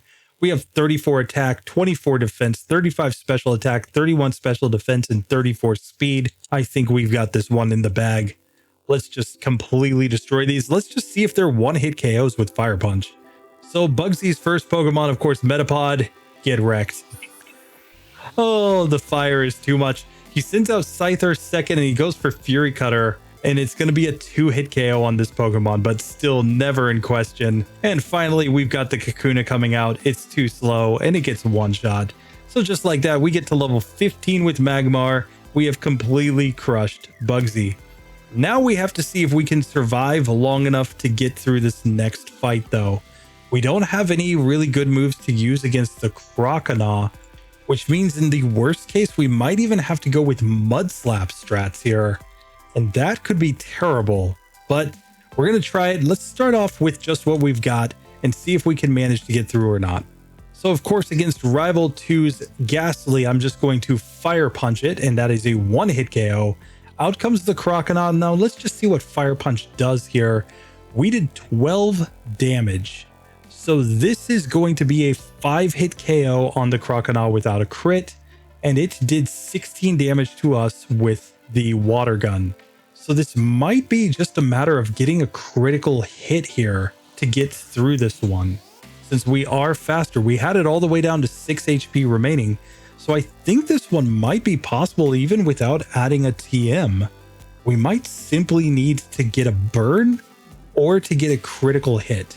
So here we do get the burn on the Croconaw, which allows us to get through to the final Zubat, where the Fire Punch isn't quite a one-hitter, but it is a 2-hitter, and we get through just like that. So the fact that we were able to get a burn status is kind of OP, and given that Fire Punch is 75 base power normally, and then you multiply that by 1.5 in the hands of a fire type Pokemon, it's a pretty good move to have here. We actually managed to get through that just fine with our Magmar. So with that being done, now it's time to see if Electabuzz can get through this section, where I believe it's going to be up against the Bayleaf team. That could be tough. Now, of course, Electabuzz is going to be pretty interesting in this section, given the fact that it is super effective with Thundershock up against that Scyther. And we can always learn Swift for a better physical move, so we should have plenty of moves to use in this section of the game. With that being said, the real issue is going to be how we do against that Bayleaf. We might need to use a TM like Swift in order to get through that fight, but I do think this one's going to be possible. So of course the Rockets I don't think stand any chance up against our Thunder Punches, and that should mean we get through this fairly quickly. And just like that, we easily get to the final trainer with his coughing, and I'm simply going to hold down Auto A on Thunder Punch. Looks to be maybe a 2-hit KO there. Easy victory as we get to level 12. So I'm going to take the same route of going into the gym first, where we shouldn't have too much trouble with these randos. Let's just see if we can beat Bugsy as easily as I think we can. And just a quick check of our stats, we have a level 13 Electabuzz coming into the gym leader fight with 44 HP, Thunder Punch, Leer, and Quick Attack is the moveset. And we have 31 attack, 24 defense, 34 special attack, 31 special defense, and 37 speed. So we're nice and quick, and we've got that nice same type attack bonus. Let's see if it's enough. So of course, against the Metapod, I'm just going to use Thunder Punch. We get a critical hit, 1-hit KO, very nice. Next, the Kakuna, we almost one-shot. I'll just use a quick attack to finish it off. And finally, out comes the Scyther. And Fury Cutter means nothing when we've got this nice, super effective Thunder Punch. 2 hits to knock it out. And just like that, Bugsy goes down. So that was kind of the obvious one, but now we have to see how we do against the rival. The advantage we have here is that we're not actually weak to anything, unlike Magmar before. So it's not like we're going to take that much extra damage, but Razor Leaf could prove to be too much with its high critical hit chance. So Rival 2 attempt number 1, of course, we're just going to Thunder Punch the Ghastly and one-shot it. Out comes the Bayleaf. I'm just going to Thunder Punch this one too. We could get Paralysis on this Pokemon. Just like that. Very nice. And it's fully paralyzed. Now, Razor Leaf did 12 damage without a critical hit. Obviously, the critical hit will do a lot more, but the paralysis is more than enough right there. And now on the Zubat, just Thunder Punch it, and we have gotten through with Electabuzz. So I think those two Pokemon, Magmar and Electabuzz, were pretty obvious. They're really good for Pokemon that in Gen 1 were single stage Pokemon. Obviously, they got baby forms in Gen 2, but the fact that they've made it this far, I feel pretty confident going forward with these. Status and the ability to learn a lot of different types of moves, I think will make these ones pretty strong as we go forward. And if worse comes to worse, we can get moves like Fire Blast and Thunder in the next section. I broke that down a little bit in my Clefo run, why I think that that's technically legitimate, even when we first get to Goldenrod City. But even without that, we can learn things like Ice Punch, we can learn Fire Punch, we can just get plenty of coverage to basically get through anything. So I think that this Pokemon's going to be pretty strong for a long time. But now we have to see how we do with some babies, starting with Magby, who is still legitimately in the running, and then following up with the channel member selection of Elekid. So of course, Magby as a baby Pokemon has really bad stats overall. Now we have a pretty big advantage here against the Bugsy gym. The real question is that Croconaw. We're not going to be as survivable as Magmar was, so we might need to get a burn really early on in the fight, and we might need some other luck in order to make this one work. Something like Mud Slap in order to get some accuracy drops. And with baby Pokemon, nothing's really a given, but I do think it's a given that we're going to get through this Slowpoke well, because come on, what are these Rockets really going to do against our fire-breathing little baby here? I think we're just going to burn them pretty good.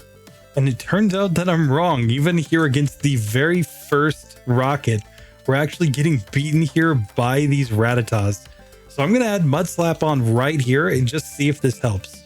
Obviously, the goal is to hopefully just get a miss or two. We don't get it on that first one, but there we do get a single miss, and that's all we actually needed to get through that first fight. So after a couple of resets, we do make it to the final rocket down here, but that was tougher than I imagined. And here I think we're going to stick with Mud Slap for a minute to try to lower the accuracy of this coughing as well, and then go into the embers to try to finish it off. So we do get through and get to level 12. Now we have some easy fights as we go into Bugsy's gym. Let's see if we can beat the gym leader on the first attempt. So we did manage to gain 1 level on our way to the gym leader here by fighting the 2 required trainers in the gym. So we're coming into Bugsy with a level 13 Magby with 39 HP. We'll heal up really quickly before this. But we've got Ember, Leer, Mudslap, and Smog as our moveset now. We've got 29 attack, 19 defense, 27 special attack, 23 special defense, and 31 speed. I think we just need to slap on a berry, and this one should be good to go. So Bugsy attempt number 1, obviously on the Metapod, I'm just going to go for Ember here. It's going to be a 2-hit KO with our Magby, but we do knock it out. Out next is the Kakuna. Even after a single string shot, we're still faster. It uses Harden, which doesn't matter, so we easily get through. And now on the Scyther, I think there's nothing to do but just use Ember. It goes Fury Cutter here, and we get the burn. Very nice. And just like that, we win on the first attempt and get to level 15. So Magby has beaten 2 gyms on minimum battles, but now we have the toughest challenge yet. We have to get through rival number 2 and his Croconaw. So of course, rival 2 is going to lead off with his Ghastly. I'm just going to use Ember on this one. It appears to be a 2-hit KO, so very nice, easy victory there. We are faster than the Croconaw, so I'm going to use Mud Slap here, trying to lower its accuracy, and it's mixing in moves like Leer, so that tells me that it's not going to 1-hit KO us or anything like that. Now we can heal up very quickly here. I'm even going to use Smog, kind of hoping to deal damage and maybe get a poison on it. So now with it poisoned, I'm going to go back into the Mud Slaps here. We just need one more turn, and just like that, it does go down. We get to level 16. Now the issue, of course, is that we have to get through this Zubat, and the bite knocks us down because we were just on really low health. Let's try this one again, though, because if we can get back to that Zubat with better health, we might just have a chance in this one. So this time we get through the Croconaw on slightly better health, 13 HP as we go to the final Zubat. And here Bite did about 6 damage. So we have 1 HP remaining as we knock out the Zubat, and Magby moves on in the challenge. It gets to take on Whitney. So we have another baby Pokemon that has successfully completed this section of the game, joining in with Cleffa and Igglybuff. So that's pretty incredible just in and of itself. Babies are kind of overpowered, something that I'm learning as a brand new dad. When he starts crying in the middle of the night, I will tell you it is super effective on me and my ability to sleep every single time. But it's always great to see some of these babies get through.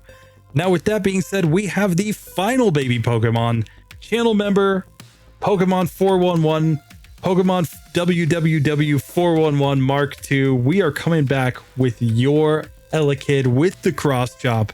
Let's see if it can get the job done. And as we get to this one, I'm just going to give a massive thank you to Pokemon WWW411 Mark II. Thank you so much for supporting both here and that guy RBY Pokemon Challenges. Not sure why you support him, but I'm sure he appreciates it. Anyway, I'm glad to have you here and supporting by saving this Elekid with the legendary cross chop. That's the thing. I just had my son, you guys know, so I'm having my first adventure in real life raising a baby Pokemon. And let me just tell you that it is no walk in the park. Obviously, you've got to get things like good TM moves, vitamins, everything that they need to succeed as they get bigger and stronger every day. And all of that is obviously very expensive and time consuming. So the fact that I get so much support from the channel members here is just means a lot to me. If you guys would like to help me raise my baby Pokemon, go ahead and consider signing up. But now it's time to find out how this Elekid does here. Obviously, we have the move Cross Chop, which was added as an egg move, but we also have access now to Thunder Punch. We learned that just as we defeated Falkner, giving us a much stronger same type move to use in this section of the game. That should make the fight against Bugsy fairly reasonable here. So it's really just a question of how we do against that Bayleaf. Obviously, we have much lower stats than we had with the Electabuzz, and that could make a pretty big difference. But let's start off down here where Cross Chop should beat up these Rattatas pretty darn easily. And sure enough, Cross Chop just one-shots here.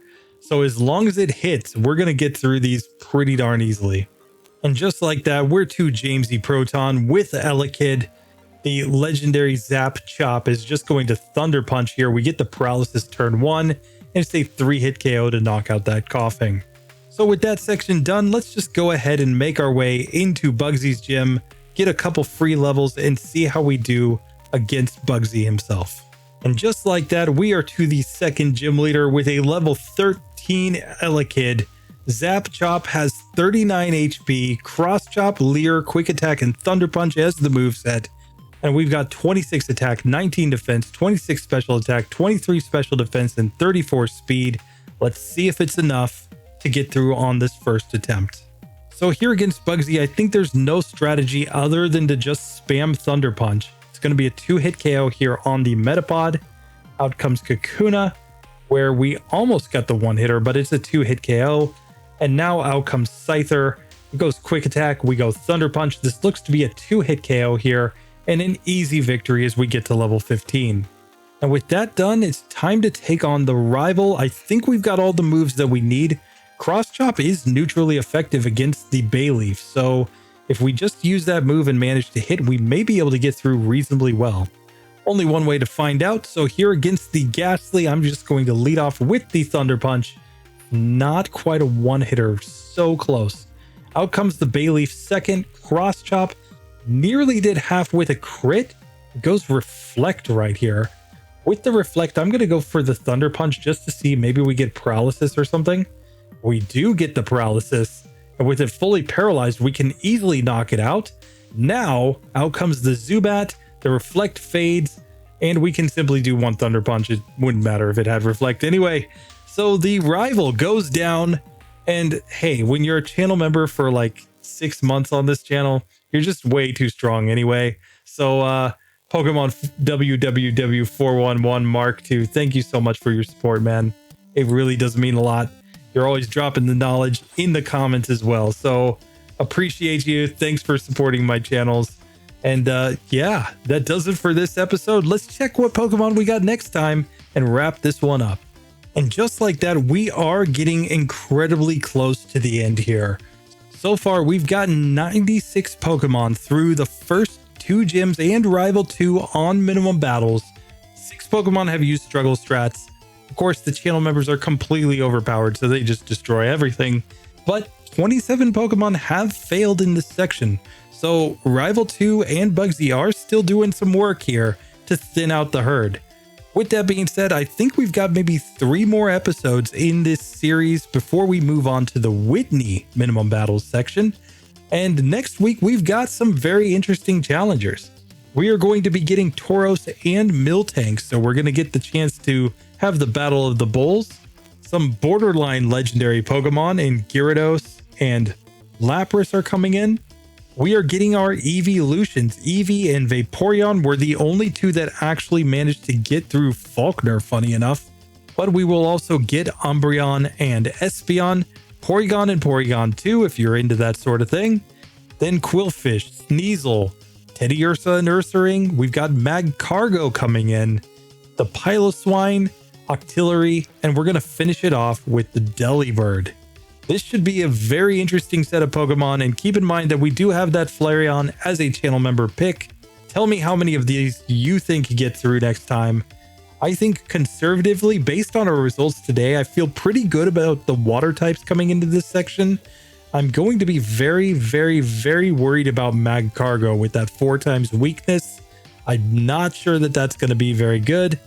Normal types seem to be pretty OP in this sort of challenge. And I would kind of expect that a Pokemon like Ursaring will be just dominant throughout basically the entire game, but we'll find out.